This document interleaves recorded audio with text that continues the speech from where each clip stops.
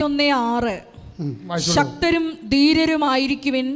ശക്തനും ധീരനുമായിരിക്കുവിൻ. ഭയപ്പെടേണ്ട. അവരെ പ്രതി പരിഭ്രമിക്കുകയും വേണ്ട.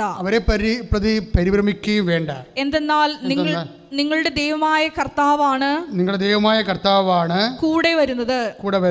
അവിടുന്ന് നിങ്ങളെ നിരാശപ്പെടുത്തുകയോ പരിത്യജിക്കുകയോ ഇല്ല. നിരാശ ഇവിടെ ഒരു വിഷയമാണ്. നിയമാവർത്തനം 31:6 ദൈവത്തിൻ്റെ വാഗ്ദാനത്തിൻ്റെ ഒരു ഭാഗമാണ് അവിടെ നിങ്ങളെ നിരാശപ്പെടുത്തത്തില്ലെന്ന്. That means if you feel this despair the God is not with you, that is sign. അതിൻ്റെ അർത്ഥം നിനക്ക് ഈ പരീക്ഷയ്ക്ക് തോറ്റു, നിനക്ക് നിരാശയായി. നീ വിചാരിച്ച വസ്തു വിറ്റില്ല, നിരാശയായി. നീ ഉറപ്പിച്ചു വെച്ചാൽ കല്യാണം പോയി, നിരാശയായി. ദാറ്റ് മീൻസ് ദൈവം എന്താ പറഞ്ഞിരിക്കുന്നത്? നിനക്ക് നിരാശ ഉണ്ടാവത്തില്ലെന്നാണ് പറഞ്ഞിരിക്കുന്നത്. Yet you are feeling this despair, that means you are away from God's presence.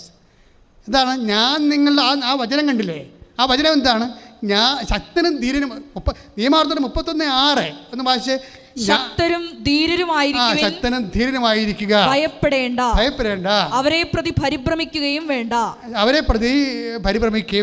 എന്തെന്നാൽ നിങ്ങളുടെ ദൈവമായ കർത്താവാണ് കൂടെ വരുന്നത്. അവിടുന്ന് നിങ്ങളെ നിരാശപ്പെടുത്തുകയോ പരിത്യജിക്കുകയോ ഇല്ല. This is A promise. ഈ വാഗ്ദാനങ്ങളാണ് നമ്മുടെ ഉറപ്പ്. എന്താണ്?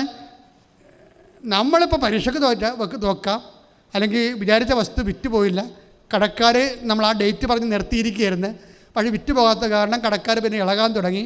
അതുപോലെ തന്നെ നമ്മൾ വിചാരിച്ച ജോലി ഇൻ്റർവ്യൂവിൻ്റെ സമയത്ത് ആ ജോലി കയ്യിൽ നിന്ന് പോയി. അപ്പോൾ സ്വാഭാവികമായിട്ടും നിങ്ങൾ ജോലിയാണ് ദൈവമെന്നും പറഞ്ഞിരുന്നെങ്കിൽ നിങ്ങൾക്ക് നിരാശ ഉണ്ടാകും.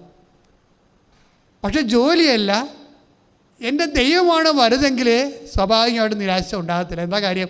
ദൈവത്തിൻ്റെ സാന്നിധ്യം നീ ഫീൽ ചെയ്യുമ്പോൾ നിനക്കറിയാൻ പറ്റും, ഇതല്ലെങ്കിൽ വേറെ മാർഗം എൻ്റെ ദൈവം എനിക്ക് കാണിച്ചു തരും. അങ്ങനെ ദൈവത്തിൻ്റെ പ്രസൻസിനെ കുറിച്ച് ഫീൽ ചെയ്യാത്ത ആൾക്കാർക്കാണ് നിരാശ ഉണ്ടാകണത്. നീ 70 കൊല്ലം ക്രിസ്ത്യാനിയായിട്ട് ഇപ്പോഴും നിരാശ ഉണ്ടെങ്കിൽ ഞാൻ പറഞ്ഞാൽ നീ വേറെ വല്ല പഠിക്കുമ്പോഴൊന്നും ഞാൻ പറയത്തുള്ളൂ. You are A useless chop. എന്താ കാര്യം? ഇതൊരു ആന്തരിക അഭിഷേകത്തിൻ്റെ വിഷയമാണ്. ഈ പ്രസൻസ് ആൻഡ് അനോയിൻറ്റിങ് സെയിം സബ്ജക്റ്റാണ്. ഇപ്പോൾ ദൈവം നമ്മുടെ കൂടെ വരും എന്നുള്ളത് എന്താണ്? ഞാനൊരു കാരണവശാലും നിങ്ങളെ തള്ളിക്കളയത്തില്ല. At any cost I will not abandon you. ഇത് ആദ്യം മുതലേ പറഞ്ഞിട്ടുള്ളതല്ലേ? ഉൽപ്പത്തി 9:11. ഉൽപ്പത്തി പുസ്തകം 9-11 വാക്യം എന്താണ് പറഞ്ഞിരിക്കുന്നത്? അതൊരു വാഗ്ദാനമാണ്. എന്താണ്? വായിച്ചോളൂ. നിങ്ങളുമായുള്ള എൻ്റെ ഉടമ്പടി ഞാൻ ഉറപ്പിക്കുന്നു. ഇനി ഒരിക്കലും വെള്ളപ്പൊക്കം കൊണ്ട് ജീവജാലങ്ങളെല്ലാം നശിക്കാൻ ഇടവരികയില്ല. കണ്ടില്ലേ? അപ്പോഴേ നമ്മളിനി എന്തെല്ലാം നമ്മുടെ കയ്യിൽ എന്തെങ്കിലും ദൈവത്തിൽ നിന്നൊക്കെ അകന്നു പോയാലും, പാപകരമായ ജീവിതത്തിൽ അകപ്പെട്ടു പോയാലും ദൈവം നശിപ്പിക്കത്തില്ല എന്ന് പറഞ്ഞൊരു വാഗ്ദാനമാണത്. ദൈവം നമ്മളെ ഫിസിക്കലായിട്ട് നശിപ്പിക്കത്തില്ല എന്നൊരു വാഗ്ദാനമുണ്ടത്. ഈ വാഗ്ദാനത്തിന് ചുവട് പിടിച്ചാണ് നിയമാവർത്തനമൊക്കെ എഴുതിയിരിക്കുന്നത്. ഇപ്പം നിയമാവർത്തനം നമ്മളെ വായിച്ചു 31:6. ശക്തരും ധീരനുമായിരിക്കുവിൻ. ഭയപ്പെടേണ്ട. അവരെ പ്രതി പരിഭ്രമിക്കുകയും വേണ്ട. എന്തെന്നാൽ നിങ്ങളുടെ ദൈവമായ കർത്താവാണ് കൂടെ വരുന്നത്. അവിടുന്ന് നിങ്ങളെ നിരാശപ്പെടുത്തുകയോ പരിത്യജിക്കുകയോ ഇല്ല. അതായത് ദൈവമായ കർത്താവാണ് കൂടെ വരുന്നത്. വാഗ്ദാനത്തിൻ്റെ ഭാഗമാണത്. ഈ ഉടമ്പടിയിൽ ഒത്തിരിയേറെ മനുഷ്യരെ ദൈവത്തിൻ്റെ സാന്നിധ്യം അനുഭവിക്കുന്നവരെ ആണ് നിരാശയില്ലാതെ. ഇതാണ് ഞാൻ പറഞ്ഞത്. ദൈവത്തിൽ നമുക്ക് 2 ആനുകൂല്യം ലഭിക്കുന്നു. ഒന്ന് ഫിസിക്കൽ ഫേവേഴ്സ്, ഭൗതിക അനുഗ്രഹങ്ങളെന്ന് പറയുന്നു. രണ്ടാമത്തത് എന്താണ്? The presence of God. അത് വാഗ്ദാനത്തിൻ്റെ ഭാഗമാണ്. എന്നിട്ട് ദൈവത്തിൻ്റെ പ്രസൻസ്.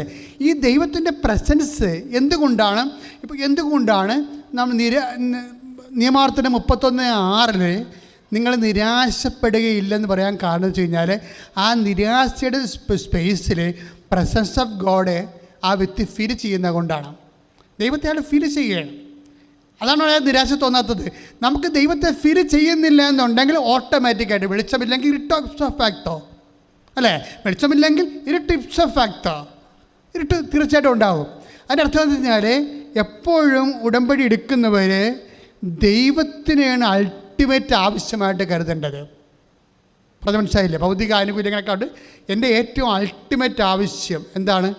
അതുകൊണ്ടാണ് 1 യോഹന്നാൻ 5:44 അവൻ്റെ തിരുഹിതം അനുസരിച്ചാണ് നമ്മൾ എന്തെങ്കിലും ചോദിച്ചാൽ നമുക്കത് ലഭിക്കുമെന്നുള്ളതാണ് അവൻ്റെ ഏറ്റവും വലിയ ഉറപ്പെന്ന് പറയുന്നത്. അവൻ്റെ അൾട്ടിമേറ്റ് അവൻ്റെ മനസ്സിലിരിപ്പ് എന്താണ്? അവൻ്റെ സാന്നിധ്യം നമ്മൾ അനുഭവിക്കണം എന്നുള്ളതാണ്.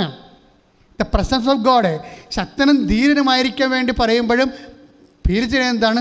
ഞാൻ നിങ്ങളുടെ കൂടെ വരുമെന്നുള്ളതാണ്. ഒരു വ്യക്തി ഉടമ്പടി എടുക്കുമ്പോൾ അവന് അനുഗ്രഹം ലഭിക്കാം, ഫിസിക്കൽ ഫേവേഴ്സ്. രണ്ടാമത്തത് എന്താണ്? അത് കേൾക്കുന്ന പ്രാർത്ഥനയാണ്. കേൾക്കാത്ത പ്രാർത്ഥനയിൽ അവൻ ചോദിച്ച കാര്യം കിട്ടത്തില്ല, പക്ഷേ വേറെ എന്ത് കിട്ടും? ദൈവത്തെ കിട്ടും. ദൈവത്തെ കിട്ടുന്നില്ലെങ്കിൽ അവന് സ്വാഭാവിക നിരാശ ഉണ്ടാകും. നിരാശ ഉണ്ടാകുമെങ്കിൽ അതിനർത്ഥം അവൻ ദൈവത്തെ കിട്ടിയിട്ടില്ലെന്ന അർത്ഥം. This is covenant. പ്രീഡിയോ. കഴിഞ്ഞ ദിവസങ്ങളിൽ ഒരു സാക്ഷ്യം ഉണ്ടായത്. സാക്ഷി ഇതാണ്, അജയ് തോമസിൻ്റെ സാക്ഷ്യം. ഞാൻ ആദ്യം പറഞ്ഞില്ലേ, അജയ് തോമസിൻ്റെ സാക്ഷ്യം എന്തുകൊണ്ടാണ് വേറിട്ട ഒരു വ്യത്യസ്തമായ സാക്ഷ്യമാണെന്ന് വെച്ച് കഴിഞ്ഞാൽ ഇവൻ അവസാനം പറയുന്ന കുറച്ച് കാര്യങ്ങളാണ്. അതിലൊന്ന്, കുറേ കാര്യങ്ങൾ ആ സാക്ഷ്യത്തിലുണ്ട്. അതിൽ ഒരെണ്ണം എന്ന് പറയണത്, ഈ വ്യക്തി IELTS തോറ്റുപോകുകയല്ല, പ്രതീക്ഷിക്കണ മാർക്ക് കിട്ടിയില്ല. ഏതാണ്ട് 6.5 ഏതാണ്ട് കിട്ടി. അല്ലെങ്കിൽ അതിൻ്റെ 7-8 ഉദ്ദേശിച്ചത്. 8 ആണ് സ്കോർ ഉദ്ദേശിച്ചത്. 8, 7, 7.5 സ്കോർ ഉദ്ദേശിച്ചത്. പക്ഷേ അയാൾക്ക് കിട്ടിയത് 6.5 ആണ്.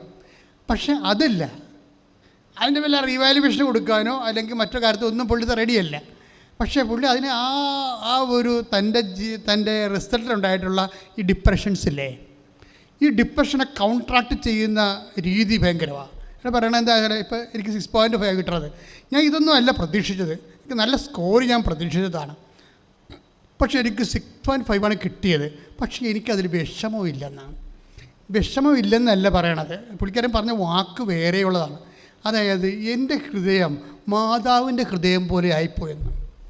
ഞാൻ ഈ വർഷത്തെ ഏറ്റവും വലിയ സാക്ഷ്യമാണത്. കാര്യം എല്ലാവരും ജോലി കിട്ടി, വീട് കിട്ടി, വിവാഹം കഴിച്ചു. കഴിഞ്ഞ ദിവസങ്ങളൊരു ഇന്നലെ ഒരു സാക്ഷ്യം ഉണ്ടായി. 10 കൊല്ലമായിട്ട് മക്കളില്ല കൂട്ടുകാരത്തിക്ക്. അവർ തമിഴൻസാണ്. പക്ഷേ ഈ വ്യക്തി ഉടമ്പടി എടുത്തപ്പോഴേ അവിടെ ആ കൂട്ടുകാരത്തിന് വയറെ കൊണ്ടുപോയി ഉടമ്പടി തൈലം വിശ്വാസ പ്രമാണം പറഞ്ഞു കൊടുത്തിട്ട് നിങ്ങളത് ചെല്ലിയിട്ട് വേണം നിങ്ങളുടെ വയറ്റിൽ തേക്കാനെന്ന് പറഞ്ഞ്. അങ്ങനെ വയറ്റിൽ തേച്ച് 1 മാസത്തിനുള്ളിൽ അവർ പ്രഗ്നൻ്റായി. ആ ഒറ്റ പ്രസവത്തിൽ 3 കുഞ്ഞുങ്ങൾ ഗർഭം ധരിച്ച്. 10 കൊല്ലമായിട്ട് മക്കളില്ല. ആ സാക്ഷി ഇട്ടിട്ടുണ്ട് കേട്ടോ, ഈ ദിവസങ്ങളിൽ കിടക്കുന്നുണ്ടത്, അപ്പീട്ടുണ്ട്. പക്ഷേ ആ സാക്ഷ്യത്തിൻ്റെ പോക്ക് എന്താണ്? അവരിവിടെ ഉടമ്പടി ചെയ്യാൻ വന്നിട്ടില്ല, കൂട്ടുകാരത്തെയാണ് വന്നത്. അവരുടെ കാര്യത്തിൽ ഉടമ്പടി ചെയ്യാൻ വേണ്ടി വന്നു. അപ്പോൾ 1.5 വർഷമായിട്ട് ഒരു കൃപാസനത്തെക്കുറിച്ച് ഈ തമിഴ് സുഹൃത്തിനോട് പറയുന്നുണ്ട്. കൃപാസനത്തിൽ മാതാവ് പ്രത്യക്ഷപ്പെട്ടതാണ്, അവർ ഉടമ്പടി എന്നും പറഞ്ഞൊരു പ്രാർത്ഥനയുണ്ട്, അതിലൂടെയാണ് ആൾക്കാരെല്ലാം സഹായിക്കുന്നത്.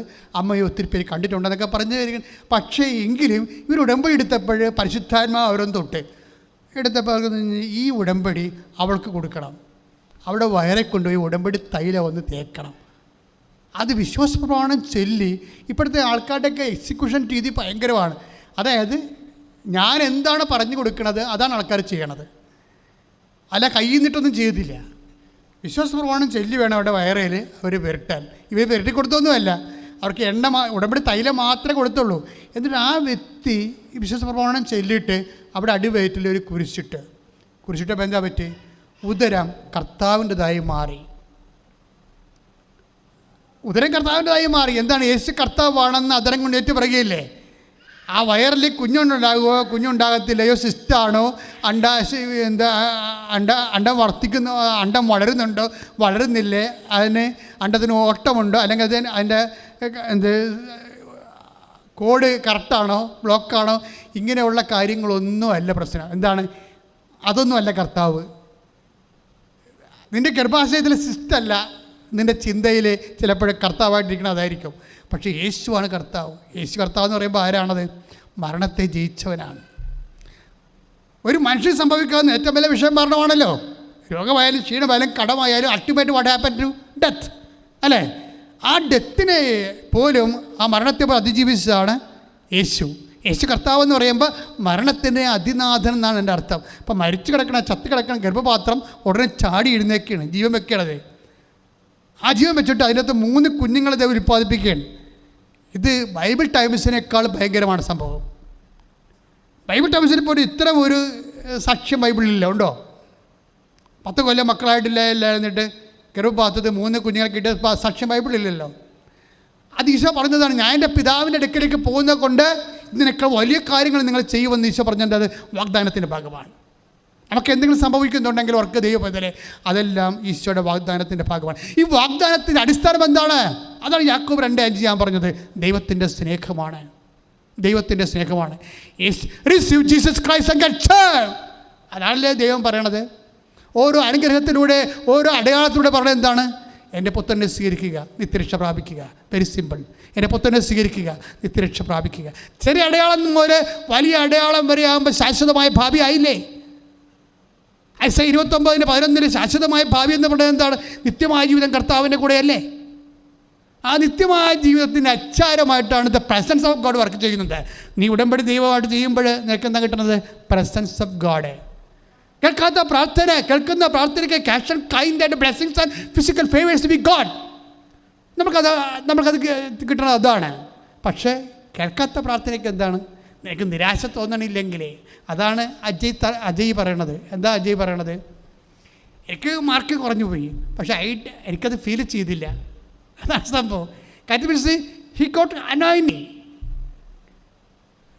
He's anointed. കാര്യം എന്താണ്? അവൻ പ്രതീക്ഷിച്ച 8 മാർക്ക് സ്കോറ് ആ ബാൻഡ് കിട്ടിയില്ല. കിട്ടിയത് 6.5 ആണ്. പക്ഷേ അയാൾക്ക് 9 മാർക്ക് കിട്ടിയതിൻ്റെ ഫീലിങ്ങിലാണ് പുള്ളിക്ക് അഭിഷേകം കിട്ടിയിരിക്കുന്നത്. ഇതെന്താ കാര്യം? ഇത് പ്രസൻസ് ഓഫ് ഗോഡാണ്. പ്രസൻസ് ഓഫ് ഗോഡ് എന്ന് വെച്ചാൽ സാന്നിധ്യം. നമുക്കൊരു ഈടറിവ് സംഭവിക്കുകയും നമുക്കത് ഫീൽ ചെയ്യാതിരിക്കുകയും ചെയ്യുമ്പോൾ ഓർക്കുക, the God is with you. കർത്താവ് നിൻ്റെ കൂടെയാണെന്ന്. എന്താ കാര്യം എന്നറിയാവോ? നീ അഗ്നിയിലൂടെ നടക്കും, അഗ്നി നിന്നെ വിഴുങ്ങത്തില്ലെന്നൊരു വചനമില്ലേ? അസ്യ വചനം. അതിൻ്റെ കാരണം എന്താ? എപ്പോഴും നമ്മൾ ധനകേന്ദ്രങ്ങളിലൂടെയൊക്കെ കേൾക്കുന്നതാണ്. നീ സമുദ്രത്തിലൂടെ പോകും, സമുദ്രം നിന്നെ വിഴുങ്ങത്തില്ല. അഗ്നിയിലൂടെ നീ കടക്കും, അഗ്നി നിന്നെ വിഴുങ്ങത്തില്ല. What's the reason? അതിൻ്റെ കാരണം എന്താണെന്ന് പറയൂ. കാരണം അവിടെ ബൈബിൾ എഴുതിയിട്ടുണ്ട്, അത് പറയത്തില്ല. അതെന്താ കാരണം? I will come with you. That is the reason. My presence. Isaiah 43:2 വായിച്ചോളൂ. സമുദ്രത്തിലൂടെ കടന്നു പോകുമ്പോൾ ഞാൻ നിന്നോട് കൂടെ ഉണ്ടായിരിക്കും. നദികൾ കടക്കുമ്പോൾ അത് നിന്നെ മുക്കിക്കളയുകയില്ല. അഗ്നിയിലൂടെ നടന്നാലും നിനക്ക് പൊള്ളലേൽക്കുകയില്ല. ജ്വാല നിന്നെ ദഹിപ്പിക്കുകയുമില്ല. കാരണം എന്താണ്? അഗ്നിയിലൂടെ നടക്കുന്നു, അതിനെ വിഴുങ്ങുന്നില്ല. നീ സമുദ്രത്തിലൂടെ പോകുന്നു, സമുദ്രം നിന്നെ വിഴുങ്ങുന്നില്ല. What's reason? I am with you. ഞാൻ നിന്റെ കൂടെയുണ്ട്. വായിച്ചോളൂ. സമുദ്രത്തിലൂടെ കടന്നു പോകുമ്പോൾ ഞാൻ നിന്നോട് കൂടെ ഉണ്ടായിരിക്കും. That's the reason. ഞാൻ നിന്നോട് കൂടെ ഉണ്ടായിരിക്കും. ഞാൻ നിങ്ങളോട് പറഞ്ഞില്ലേ, ഉടമ്പടി എടുക്കുമ്പോൾ ഒരു വ്യക്തിക്ക് ലഭിക്കുന്ന 2 ആനുകൂല്യങ്ങളാണ്. ഒന്ന് direct blessings and physical favours. അതാണ് ഒന്ന്. അത് ജോലിയായി, വീടായി, വിവാഹമായി, സൗഖ്യമായി അങ്ങനെ പോകുന്നു. ചില കാര്യങ്ങൾ കിട്ടാൻ താമസിക്കുകയോ കിട്ടാതിരിക്കുകയോ ചെയ്യുമ്പോൾ നീ ഓർക്കരുത് അത് കിട്ടിയിട്ടേ ഇല്ല എന്നല്ല ഓർക്കേണ്ടത്. അതിന് പകരം instead the presence of God is, ആ ദൈവത്തിൻ്റെ സാന്നിധ്യമാണ് അതിന് പകരം നിൻ്റെ ഹൃദയത്തിലേക്ക് ദൈവം നൽകണത്. ദൈവ സാന്നിധ്യം ഈ ദൈവ സാന്നിധ്യമാണ് നമ്മൾ പറഞ്ഞിരിക്കുന്നത്. ഞാൻ നിന്നെ ഒരു കാരണവശാലും, ഇപ്പം നമ്മൾ ഹെബ്രായർ 13:5 വായിക്കത്തില്ലേ? ഹെബ്രായർ 11:5 വായിച്ചേ.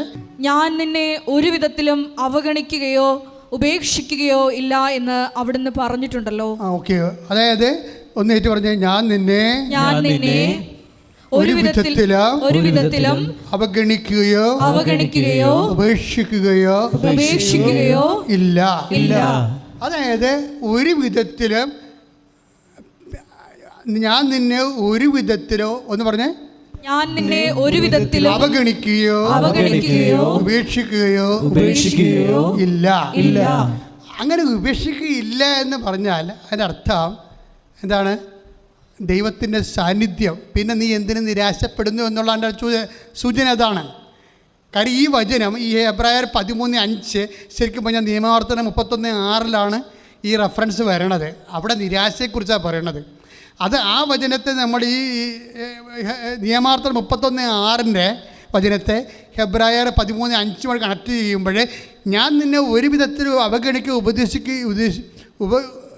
ഉപേക്ഷിക്കുകയില്ല എന്ന് പറയാൻ കാര്യം, ഉപേക്ഷിക്കുകയില്ല പിന്നെ നീ എന്തിനും നിരാശപ്പെടണമെന്നാണ് എൻ്റെ അർത്ഥം. എന്താ കാര്യം? നമ്മൾ നിരാശയ്ക്ക് പകരം ദൈവം എന്താ തരണത്? ദ പ്രസൻസ് ഓഫ് ഗോഡ്, ദൈവത്തിൻ്റെ സാന്നിധ്യമാണ്. ഇപ്പം അജയ്ക്ക് ഉണ്ടായിരുന്ന വിഷയം എന്താ? അജയ് വിഷയം വിചാരിച്ചതിൻ്റെ ആ സ്കോർ കിട്ടിയിട്ടില്ല. പക്ഷേ പുള്ളിക്കാരൻ എന്താ പറയണത്? എനിക്കത് ഫീൽ ചെയ്തില്ല. എന്താ കാര്യം? എൻ്റെ ഹൃദയം ഇപ്പോൾ മാതാവിൻ്റെ ഹൃദയം പോലെയായെന്ന്. മാതാവിനെക്കുറിച്ച് എത്ര നന്നായിട്ട് പറഞ്ഞിരിക്കുന്നത് ഒരു സാക്ഷ്യമാണത്. എൻ്റെ ഹൃദയം മാതാവിൻ്റെ ഹൃദയം പോലെയായി. ഉടമ്പടി എന്നിട്ട് അജയ് പറയുന്ന കാര്യം, ഉടമ്പടി എടുക്കുന്നതോടെ എല്ലാവരുടെയും ഹൃദയം മാതാവിൻ്റെ ഹൃദയം പോലെയാകും. ഉടമ്പടി എടുക്കുന്ന എല്ലാവരുടെയും ഹൃദയം. എന്നിട്ട് പിന്നെ ഇതേ മനുഷ്യൻ പറയണത് ഉടമ്പടി ഒരു അഭിഷേകമാണ്. അത് വചനത്തിൽ പറഞ്ഞ പോലെ എന്താ പറയണത്? അത് പാദത്തോളമല്ല, മുട്ടോളമല്ല, അരയോളമല്ല, അത് നമ്മളെ വിഴുങ്ങിക്കളയും, മുക്കിക്കളയുമെന്നൊക്കെ. അദ്ദേഹം ആവേശം കൊണ്ട്, എന്നിട്ട് വെറുതെ ആവേശമല്ല അദ്ദേഹം പറയണത്. എനിക്ക് പണ്ട് ബൈബിൾ വായിക്കുമ്പോഴൊക്കെ ഭയങ്കര പ്രശ്നമായിരുന്നു വായിക്കാൻ. ഇപ്പോഴാണെങ്കിൽ ഈ ബൈബിളിൽ നിന്ന് കണ്ണ് മാറ്റാൻ തോന്നുന്നില്ല. എന്താണ്? അനോയിൻറ്റിങ് ആണ്, അഭിഷേകമാണത്. ചെറുപ്പക്കാർക്കൊക്കെ ഇത്ര കാലത്ത് തന്നെ അഭിഷേകം കിട്ടുമ്പോഴേ അത് നമ്മളെ ഞെട്ടിപ്പിക്കേണ്ടതാണ്. ഈ കാലഘട്ടത്തിൽ ചെറുപ്പക്കാർ 10-32 വയസ്സുള്ള പാർട്ടിക്ക് ഒക്കെ അവർ അഭിഷേകത്തോടെ കാര്യങ്ങൾ പറഞ്ഞാൽ കേൾക്കുമ്പോഴേ നമുക്ക് എന്തൊരു പ്രത്യാശയാണ് ജീവിതത്തിലുള്ളത്. അതായത് ഈ ഓരോ വിഷയത്തിലും എനിക്ക് അദ്ദേഹത്തിൻ്റെ എക്സ്പ്രഷൻസാണ്. ഉടമ്പടി എടുക്കുമ്പോഴേ നമ്മുടെ ഹൃദയം മാതാവിൻ്റെ ഹൃദയം പോലെയാകുന്നു പറഞ്ഞപ്പോൾ ഞാൻ ഉദ്ദേശിച്ചത്, അയ്യോ ഇതാണ് ഡെസ്റ്റിനേഷനെന്ന് ഞാൻ ഉദ്ദേശിച്ചത്. എനിക്കറിയാമായിരുന്നു ഉടമ്പടി നമ്മൾ വിചാരിക്കുന്നതിനേക്കാൾ വലുതാണെന്ന് എനിക്കറിയാമായിരുന്നു. അതായത് അത് നിത്യതയെയും അതുപോലെ തന്നെ ദൈവത്തിൻ്റെ സാന്നിധ്യത്തെയും നമ്മളെ ഉടമ്പടിയുടെ ഇവിടെ പറയുന്ന സാക്ഷ്യങ്ങളെല്ലാം ഒരു ബിലോ 50% താഴെയുള്ള സാക്ഷ്യങ്ങളാണ്. കാര്യം എന്താ? നിനക്ക് ഇപ്പോൾ 10 വർഷമായിട്ട് മക്കളില്ല, മക്കളെ കിട്ടി. 50 വർഷമായിട്ട് ജീവിത പങ്കാളി കിട്ടില്ല, 50ാമത്തെ വർഷം കല്യാണം കഴിച്ചു എന്നൊക്കെ പറയണത് ശരിക്കും ബൈബിളിൻ്റെ കണ്ണിലൂടെ നോക്കുമ്പോൾ ഇതൊക്കെ ഒരു മൈനർ സാക്ഷ്യങ്ങളാണ്. എന്താ കാര്യം? ബൈബിൾ നോക്കുന്നത് ദ പ്രസൻസ് ഓഫ് ഗോഡാണ്. ഏത് ലെവൽ വരെ ദൈവത്തിൻ്റെ സാന്നിധ്യം നീ അനുഭവിച്ചോ, ഏത് ലെവൽ വരെ രോഗത്തെയോ പരാജയത്തെയോ മാതാവിൻ്റെ ഹൃദയത്തോടെ നീ അതിനെ ജയിച്ചു. ദൈവം ഒരു സമയത്ത് ഒരു കാര്യം പറഞ്ഞു, വേറൊരു സമയത്ത് അതിന് കടകവിരുദ്ധമായിട്ട് വേറൊരു കാര്യം പറയുമോ? ഒരിക്കലുമില്ല. ഇപ്പോൾ എന്താ പറഞ്ഞതൊക്കെ? ഐസയ 43:2 എന്താ പറഞ്ഞത്? നീ അഗ്നിയിലൂടെ നടക്കും, പിന്നെന്താണ്? നീ പൊള്ളലേൽക്കുകയില്ല. കാരണം എന്താണ്? ഞാൻ നിൻ്റെ കൂടെ ഉണ്ടാകും. ആ വചനം വായിച്ചേ. സമുദ്രത്തിലൂടെ കടന്നു പോകുമ്പോൾ ഞാൻ നിന്നോട് കൂടെ ഉണ്ടായിരിക്കും. അടുത്ത വായിച്ചേ. നദികൾ കടക്കുമ്പോൾ അത് നിന്നെ മുക്കിക്കളയുകയില്ല, അഗ്നിയിലൂടെ നടന്നാലും നിനക്ക് പൊള്ളലേൽക്കുകയില്ല. കാരണം എന്താണ്? ഞാൻ നിന്റെ കൂടെ ഉണ്ടായിരിക്കും. അപ്പോൾ ഈ അഗ്നിയിലൂടെ പോവുകയാണെങ്കിൽ ശരി, കർത്താവ് കൂടെ ഉണ്ടാവും. ഇത് നിങ്ങളെപ്പോഴും മനസ്സിലാക്കണം. ക്യാൻസറാണ്, 4ാം സ്റ്റേജാണെന്ന് പറഞ്ഞിട്ട് കർത്താവ് കൂടെ ഇല്ലെന്ന് പറയരുത്. ജപ്തി നടപടി വരാൻ പോകുന്നു, വീടിൻ്റെ വാതിൽക്കൽ കൊണ്ട് ഒട്ടിച്ച് വന്നു, ഞങ്ങളുടെ പ്രാർത്ഥന കേട്ടില്ല, ഞാൻ അഗ്നിയിലൂടെ പോവുകയാണ്, കർത്താവ് കൂടെ ഇല്ലെന്ന് പറയരുത്. കാര്യം കർത്താവ് ഇല്ലാത്തതല്ല പ്രശ്നം. കാര്യം അതൊരു നമുക്ക് തന്നിരിക്കുന്ന ഒരു വാഗ്ദാനമാണ്. നീ അഗ്നിയിലൂടെ പോകും, പക്ഷെ ഞാൻ നിൻ്റെ കൂടെ ഉണ്ടാകും. അതായത് ഞാൻ എപ്പോഴും ഓർക്കുവേ, ഇവിടെ കർത്താവ് അഗ്നിയിലൂടെ, ഇപ്പം ഞാൻ തന്നെ കുറേ അഗ്നിയിലൂടെ പോയിട്ടുള്ള ആളാണ്. ആ സമയത്തൊക്കെ കർത്താവിൻ്റെ കൂടെയുണ്ട്. എനിക്കത് വചനത്തിലൂടെ ആയാലും പ്രാർത്ഥനയിലൂടെ ആയാലൊക്കെ പലപ്പോഴും മനസ്സിലാക്കിയിട്ടുണ്ട്. അതിന് ആ സമയം കഴിയുമ്പോൾ കർത്താവിന് അതിനെ തരണം ചെയ്യാൻ വേണ്ടി കർത്താവ് നമുക്ക് ശക്തി തന്നിട്ടുണ്ട്. 1 രാജാക്കന്മാർ 19. അതായത് അഗ്നി ഉണ്ടായിരുന്ന സമയം അഗ്നിയിൽ കർത്താവ് ഇല്ല എന്ന് പറഞ്ഞൊരു വചനമുണ്ട്. ഇത് തമ്മിൽ യോജിക്കണില്ല. 1 രാജാക്കന്മാർ 19:12. അത് വായിച്ചേ, എന്താ വായിച്ച? ഭൂകമ്പത്തിന് ശേഷം അഗ്നി ഉണ്ടായി. ഭൂകമ്പത്തിന് ശേഷം അഗ്നി ഉണ്ടായി. അഗ്നിയിലും കർത്താവില്ലായിരുന്നു. അഗ്നിയിലും കർത്താവില്ലായിരുന്നു. എന്താ പ്രോബ്ലം വെച്ച് കഴിഞ്ഞാലേ, അഗ്നിയിൽ കർത്താവില്ലെന്ന് പറയേണ്ട കാര്യമില്ലല്ലോ. അഗ്നിയിൽ കർത്താവ് ഉണ്ടെന്നല്ലോ. അഗ്നിയിൽ കർത്താവുണ്ട്. ഈ മനുഷ്യനെ ആ സമയത്ത് ഫീൽ ചെയ്യുന്നില്ല. അതാണ് പ്രശ്നം. ഇത് കാര്യം, അഗ്നിയിൽ കർത്താവില്ലെന്ന് പറഞ്ഞുകൊണ്ട് ധ്യാന കേന്ദ്രങ്ങളെല്ലാം നിൻ്റെ ചില സമയത്തുള്ള സകല സമയത്ത് കർത്താവ് കൂടെ ഉണ്ടാകത്തില്ലെന്നൊക്കെ പറഞ്ഞു പഠിപ്പിച്ചിട്ടുണ്ട്. This is wrong. ഇവിടെ എന്താ പ്രോബ്ലം എന്ന് വെച്ച് കഴിഞ്ഞാൽ, അഗ്നി നീ നമുക്ക് തന്നിരിക്കുന്ന പ്രോമിസാണത്. ഇത് പ്രോമിസും നടക്കണ കാര്യം നമ്മൾ പ്രോമിസാണ് വിലയിരുത്തേണ്ടത്. പ്രോമിസ് എന്താണ്? ഐസയ 43:2 പ്രോമിസ്. എന്താണ്? വാഗ്ദാനം. എന്താണ്? നീ അഗ്നിയിലൂടെ നടക്കും. പിന്നെ എന്താണ്? അഗ്നി നിന്നെ വിഴുങ്ങത്തില്ല. അത് പ്രോമിസ്. ആ പ്രോമിസ് ദൈവം ഒരിക്കലും ബാൻ ചെയ്യത്തില്ല. പിന്നെ ഏലിയാക്ക് എന്താ സംഭവിച്ചത്? ആ മനുഷ്യൻ അത് ഫീൽ ചെയ്തില്ല. അതാണ് പ്രശ്നം. ഇപ്പം നമ്മൾ 1 രാജാക്കന്മാർ 19:12 അഗ്നി, ഭൂകമ്പത്തിന് ശേഷം അഗ്നി ഉണ്ടായി. അഗ്നിയിൽ കർത്താവില്ല. That is nonsense. അഗ്നിയിൽ കർത്താവില്ല. അഗ്നിയിലെ കർത്താവ് ഉണ്ടാകത്തുള്ളൂ.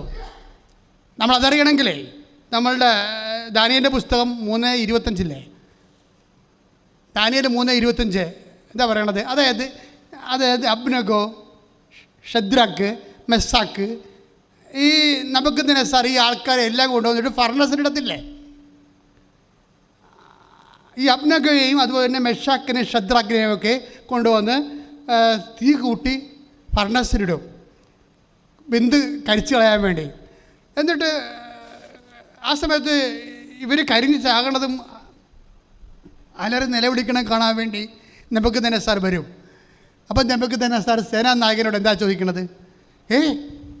സേനാനായകൻ ചോദിക്കണത്, നമ്മൾ 3 പേരെ അല്ലേ അഗ്നിയിലോട്ട് എറിഞ്ഞത്?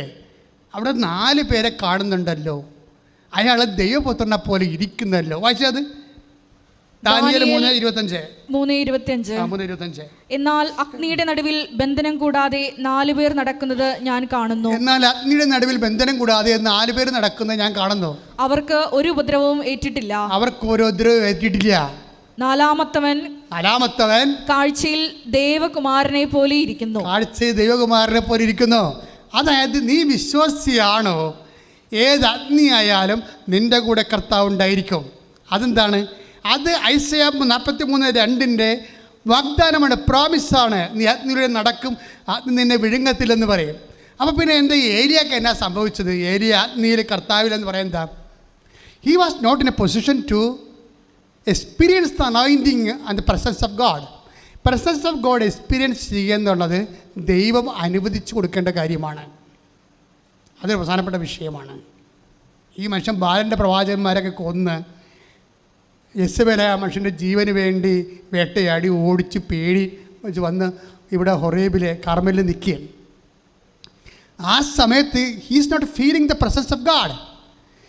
അതായത് നമ്മൾ ഒരിക്കൽ പ്രസൻസ് ഓഫ് ഗോഡ്, ദൈവത്തിൻ്റെ സാന്നിധ്യം, നമ്മൾ അതിനെക്കുറിച്ച് ആസ്പയർ ചെയ്യണം. അതിനുശേഷം ആ ബഹളം കഴിഞ്ഞപ്പോൾ ഇതൊക്കെ എടുത്ത് കരിസ്മാറ്റിക്കാർക്കെതിരെ ചില നിഗൂഢ കേന്ദ്രങ്ങളിൽ നിന്നൊക്കെ ഉദ്ധരിക്കും. എന്താ പറയണത്? ഭൂകമ്പത്തിൽ കർത്താവില്ലായിരുന്നു. പിന്നെ എവിടെയാണ്? ഭൂകമ്പത്തിന് ശേഷം അഗ്നി വന്ന് അഗ്നി കർത്താവില്ല, ബഹളത്തിലൊന്നും കർത്താവില്ല. അതിനുശേഷം മൃദുസ്വരം വന്നു, അവിടെ കർത്താവ് വന്നു. യോഗ എടുക്കുമ്പോൾ കർത്താവ് എന്നായി പറയണേ. എന്ത് പിശാച് എന്ത് സുന്ദരമായിട്ട് രീതിയിൽ സഭയുടെ ഈ പഠനങ്ങളുള്ള ആൾക്കാരെ പോലും വഴുതിരിക്കുന്നുണ്ട്. ഇതൊന്നും അല്ല അവിടുത്തെ വിഷയം. കരിസ്മാറ്റിക്കാർക്കിടെ പാര വെക്കാൻ വേണ്ടി കർത്താവിൻ്റെ വചനം ഉപയോഗിക്കരുത്. കാര്യം അതൊക്കെ ജീവിത അനുഭവങ്ങൾ അവിടെ പറയണത്. ആ ജീവിതത്തിൻ്റെ ഏത് അനുഭവമായാലും അത് തീയെപ്പോലെ പൊള്ളുന്നതായാലും വെള്ളത്തുപോലെ മുക്കുന്നതായാലും നിൻ്റെ ദൈവത്തിൻ്റെ സാന്നിധ്യം ഉണ്ടാവും. പിന്നെ ചില സമയത്ത് ആ സാന്നിധ്യം അനുഭവിക്കാൻ നിനക്ക് ഇപ്പോൾ അതിന് ശേഷം അയാളുടെ ആദ്യത്തെ പരവേശവും ബഹളവും പെകിളിയും കിതപ്പലും ആ മനുഷ്യൻ എന്താ പറയണ ദൈവത്തോട്? ഞാൻ മാത്രമേ അവശേഷിച്ചിട്ടുള്ളൂ, ബാക്കി എല്ലാവരും ചത്തുപോയി, ഞാൻ മാത്രമേ അവശേഷിച്ചിട്ടുള്ളൂ. അപ്പോൾ അദ്ദേഹത്തിൻ്റെ അത്ര ഒരു ജീവിതത്തെക്കുറിച്ച്, ജീവിതത്തിൽ സംഭവിച്ച വിഷയങ്ങളെക്കുറിച്ചുള്ള അദ്ദേഹത്തിൻ്റെ ഒരു കാഴ്ചപ്പാടിൻ്റെ അന്ധത കൊണ്ടാണ് ദൈവത്തിൻ്റെ ഫീൽ ചെയ്യാത്തത്. അതിനുശേഷം അവിടെ ശാന്തമായപ്പോൾ ദൈവത്തിൻ്റെ സാന്നിധ്യം ഫീൽ ചെയ്തു. അത് കറക്റ്റായിട്ട് കാര്യമാണത്. ഏരിയക്ക് സാന്നിധ്യം ഇല്ലാഞ്ഞിട്ടല്ലോ. അങ്ങക്ക് ആ സമയത്ത് ഫീൽ ചെയ്യില്ല. ജെസബേൽ അയാളെ കൊല്ലാൻ ഓടിച്ചിടുന്നു. നാളെ സൂര്യൻ അസ്തമിക്കുകയാണെങ്കിൽ നിൻ്റെ പെടലി ഉണ്ടാകത്തില്ലെന്ന് പറഞ്ഞിരിക്കുന്ന സമയത്ത് ആ സംഘർഷത്തിൽ ചെന്ന് പെട്ടിട്ട് ദൈവത്തിൻ്റെ സാന്നിധ്യം ഹീസ് നോട്ട് ഫീലിംഗ്. അതായത് നമ്മൾക്കൊരു വിഷമസന്ധി ആയാലും, കടമായാലും, ജപ്തി ആയാലും, ക്യാൻസർ ആയാലും, ആ സമയത്തെല്ലാം കർത്താവിൻ്റെ സാന്നിധ്യം ഫീൽ ചെയ്യാൻ കഴിഞ്ഞാൽ അപ്പോഴാണ് നമ്മുടെ ആധ്യാത്മികതയിൽ നമ്മൾ ഉടമ്പടി അതിൻ്റെ ലക്ഷ്യം കൈവരിക്കുന്നത്. ഉടമ്പടി ഒരു ലക്ഷ്യമാണ്, ഒരു വാഗ്ദാനമാണ്. ഇപ്പം ഉദാഹരണത്തിന് കർത്താവ് കൂടെ നടന്നിട്ട് ചില അണ്ണന്മാർക്ക് മനസ്സിലായില്ലല്ലോ. അല്ലേ, എമാവൂസിലെ കർത്താവ് കൂടെ എന്താ പറഞ്ഞിരിക്കുന്നത്? അതായത് 24:16 ലുക്കാൻ്റെ സുവിശേഷം. ലുക്ക 24:16 ശ്രുതിക്കട്ടെ. ഹല്ലേലൂയ. തിരിച്ചറിയാൻ കഴിയാത്ത വിധം അവരുടെ കണ്ണുകൾ മൂടപ്പെട്ടു. അതാണ് സംഭവം. ലേലിയക്ക് സംഭവിച്ചത് അതാണ്. അതായത് കർത്താവുണ്ട്, പക്ഷെ അങ്ങേരുടെ സംഘർഷവും ജെസബേലിനുള്ള പേടിയും എല്ലാം കൊണ്ടും പുള്ളിക്കാരന് വിശപ്പും എല്ലാ പ്രശ്നങ്ങളും വന്നിട്ട് he's not in a position to experience the presence of God. കർത്താവിൻ്റെ പ്രസൻസ് ഫീൽ ചെയ്യാൻ അദ്ദേഹത്തിന് ഒരു പൊസിഷനല്ല. പക്ഷേ ഇത് നമുക്ക് ബോധപൂർവ്വം ഇതൊരു ധാരണയുടെ പ്രശ്നമാണ്. ഇങ്ങനെയുള്ള സംഘർഷമായ സമയത്തും കർത്താവ് എൻ്റെ കൂടെ ഉണ്ടാകും എന്നുള്ളത് പ്രോമിസിൻ്റെ ഭാഗമാണ്. പ്രോമിസ്. നീ ജയിലിലാണെങ്കിൽ പോലും ഓർക്കുക കർത്താവ് നിൻ്റെ കൂടെ ഉണ്ടെന്നാണ്. അതിലൂടെ നടന്നാലും അതെല്ലാം ഐസയാ 43:2 പ്രോമിസാണ്, വാഗ്ദാനമാണ്. ദൈവം വാഗ്ദാനങ്ങൾ വിശ്വസ്തനാണ്. അവരെങ്ങനെ വാക്ക് പാലിക്കാതിരിക്കാൻ പറ്റും? പിന്നെ അഗ്നി ഇല്ലെന്ന് പറഞ്ഞാൽ എങ്ങനെയാണ്? അഗ്നിയിലുണ്ടെന്നുള്ള ദൈവത്തിൻ്റെ വാഗ്ദാനമല്ലേ? നിൻ്റെ കടത്തിൽ, നിൻ്റെ രോഗത്തിൽ, നിന്നെ തള്ളിപ്പറച്ചിൽ, നിൻ്റെ കേസിൽ, നിൻ്റെ പരാജയങ്ങളിൽ, എല്ലാ അഗ്നി അനുഭവങ്ങളിലും കർത്താവ് നിൻ്റെ കൂടെ ഉണ്ട്. That's the part of the promise. അത് നമ്മുടെ വാഗ്ദാനത്തിൻ്റെ ഭാഗമാണത്. അപ്പോൾ കർത്താവ് ആ വാക്കിൽ തന്നെ അവസാനം വരെ ഉറച്ചു നിൽക്കും. അവനിൽ അതാണ് നമ്മുടെ വിശ്വസ്തത കാരണമല്ലേ. ഹെബ്രായർ 10:23 നമ്മോട് വാഗ്ദാനം ചെയ്തിരിക്കുന്നവൻ വിശ്വസ്തനാകയാൽ നമ്മുടെ പ്രത്യാശ ഏറ്റുപറയുന്നതിൽ നാം സ്ഥിരതയുള്ളവരായിരിക്കണം. മനസ്സിലായില്ലേ? അപ്പം നമ്മോട് വാഗ്ദാനം ചെയ്തിരിക്കുന്നവൻ ആരാണെന്നാ പറഞ്ഞത്? വിശ്വസ്തനാണ്. അതാണ് സംഭവം. അപ്പം നമ്മുടെ വാഗ്ദാനം ചെയ്തിരിക്കുന്നത് എന്താണ്? നീ അഗ്നിയിലൂടെ നടക്കും, ആദ്യം നിന്നെ പൊള്ളിക്കത്തില്ലെന്നാണ് പറഞ്ഞത്. അത് വാഗ്ദാനമാണത്. നമ്മൾ വാഗ്ദാനം ചെയ്തിരിക്കുകയാണ്. ഐസയ 43:2 അവൻ ആരാണെന്നാണ് ഹെബ്രായർ 10:23 പറയണത്? അവൻ വിശ്വസ്തനാണ്. അതുകൊണ്ട് എന്താണ്? അവനിലുള്ള പ്രത്യാശ. വായിച്ചോളൂ. വിശ്വസ്തനാകയാൽ നമ്മുടെ പ്രത്യാശ ഏറ്റുപറയുന്നതിൽ നാം സ്ഥിരതയുള്ളവരായിരിക്കണം. ഈ സമയത്ത്, അതായത് വേദനയുടെ സമയത്ത്, അഗ്നി പൊള്ളുന്ന പോലെ അനുഭവങ്ങളുള്ള സമയത്ത്, കടങ്ങളുടെ സമയത്ത്, എന്തെങ്കിലും നഷ്ടപ്പെടുന്ന സമയത്തൊക്കെ എന്ത് ചെയ്യണം? പ്രത്യാശ ഏറ്റുപറയുന്നതിൽ നമ്മൾ സ്ഥിരതയുള്ളവരായിരിക്കണം. അല്ലാതെ സന്തോഷ സമയത്ത് പ്രാർത്ഥിക്കുകയും സങ്കടം വരുമ്പോൾ മറികടന്ന് ഉറങ്ങുകയും അല്ലെങ്കിൽ സ്മോൾ അടിക്കുകയും അല്ലെങ്കിൽ പ്രാർത്ഥന നടത്താതിരിക്കുകയും ചെയ്യുന്നില്ല. അതാണ് സ്ഥിരതയുടെ പ്രശ്നമുണ്ട്. ഹെബ്രായർ 10:23 പ്രധാനപ്പെട്ട വചനമാണ്. എന്താ കാര്യം? വാഗ്ദാനം ചെയ്തിട്ടുണ്ട്. എന്താ പറഞ്ഞിരിക്കുന്നത്? ഐസയ 43:2 അഗ്നിയിലൂടെ നടക്കും, അഗ്നി പൊള്ളത്തില്ല. അത് വാഗ്ദാനമാണ്. ആ വാഗ്ദാനം ചെയ്തിരിക്കുന്നവൻ ആരാണെന്നാണ് പറയണത്? നമ്മൾ വാഗ്ദാനം ചെയ്തിരിക്കുന്നവൻ ആരാണെന്നാണ് പറഞ്ഞിരിക്കുന്നത്? ഹെബ്രായർ 10:23 വിശ്വസ്തനാണ്. അതുകൊണ്ട് നമ്മളെന്താണ് ചെയ്യേണ്ടത്? ദൈവം വിശ്വസ്തനാണ്. അഗ്നിയിലൂടെ നടന്നാലും നമ്മൾ പൊള്ളിക്കാത്ത അവൻ്റെ സാന്നിധ്യം നമ്മുടെ കൂടെ ഉണ്ടാകും. അവൻ വിശ്വസ്തനാണ്. Then what we should do? നമ്മളെന്താ ചെയ്യേണ്ടത്? നമ്മൾ ചെയ്യേണ്ടത് അവനുള്ള പ്രത്യാശ നമ്മൾ വായിച്ചോളൂ. ഏറ്റുപറയുന്നതിൽ സ്ഥിരതയുള്ളവരായിരിക്കണം. അപ്പോൾ ഇടയ്ക്ക് അതായത് സ്ഥിരത എന്നുള്ള വാക്കാണ് ഉപയോഗിക്കണത്. പ്രത്യാശ ഏറ്റുപറയണം. സങ്കട സമയത്തായാലും പ്രത്യാശ ഏറ്റുപറയണം. കർത്താവ് still I am believing, I am hope, I trust in you. അതായത് ഏത് സങ്കട ഇങ്ങനെ പറയുമ്പോൾ, അതായത് നമ്മൾക്കൊരു ഇപ്പം ഞാൻ പറഞ്ഞില്ലേ, ഒരു മരുന്ന് പിടിച്ചില്ല, ഇപ്പോൾ ഓപ്പറേഷൻ തന്നെ നടത്തി കഴിഞ്ഞപ്പോഴും പിന്നീടും ആ ഓപ്പറേഷൻ നടത്തുന്നതിന് മുമ്പുള്ള ഒരു അവസ്ഥയാണ് ഇപ്പോഴും ഉള്ളതെന്ന് പറയുമ്പോൾ അതറിയുമ്പോൾ നമുക്ക് പേടി വരും. അപ്പോൾ നമ്മൾ അഗ്നിയിലൂടെ പോവുകയാണ്. പക്ഷേ we believe in the promise. വൈദ്യശാസ്ത്രത്തിൽ നടന്ന സംഭവത്തിലെല്ലാം വിശ്വസിക്കുന്നത്. കാര്യം അതിൻ്റെ അപ്പുറത്തൊരു ശാസ്ത്രമാണ്. എന്താ കാര്യം? അത് കർത്താവിൻ്റെ വചനത്തിലാണ്. കർത്താവെ, നീ പറഞ്ഞിട്ടുണ്ട് ഞാൻ അഗ്നിയിലൂടെ പോയാലും നീ എൻ്റെ സാന്നിധ്യം കൊണ്ട് എന്നെ പൊള്ളിലേപ്പിക്കാൻ കൊണ്ടുപോകുന്നു. I trust in your hope. അതായത് ഞാൻ നിന്നോട് വിശ്വസ്തയോടെ. അതാണ് ഹെബ്രായർ 23 തമ്മിലൊക്കെ കൂട്ടി വായിക്കേണ്ടതാണ്.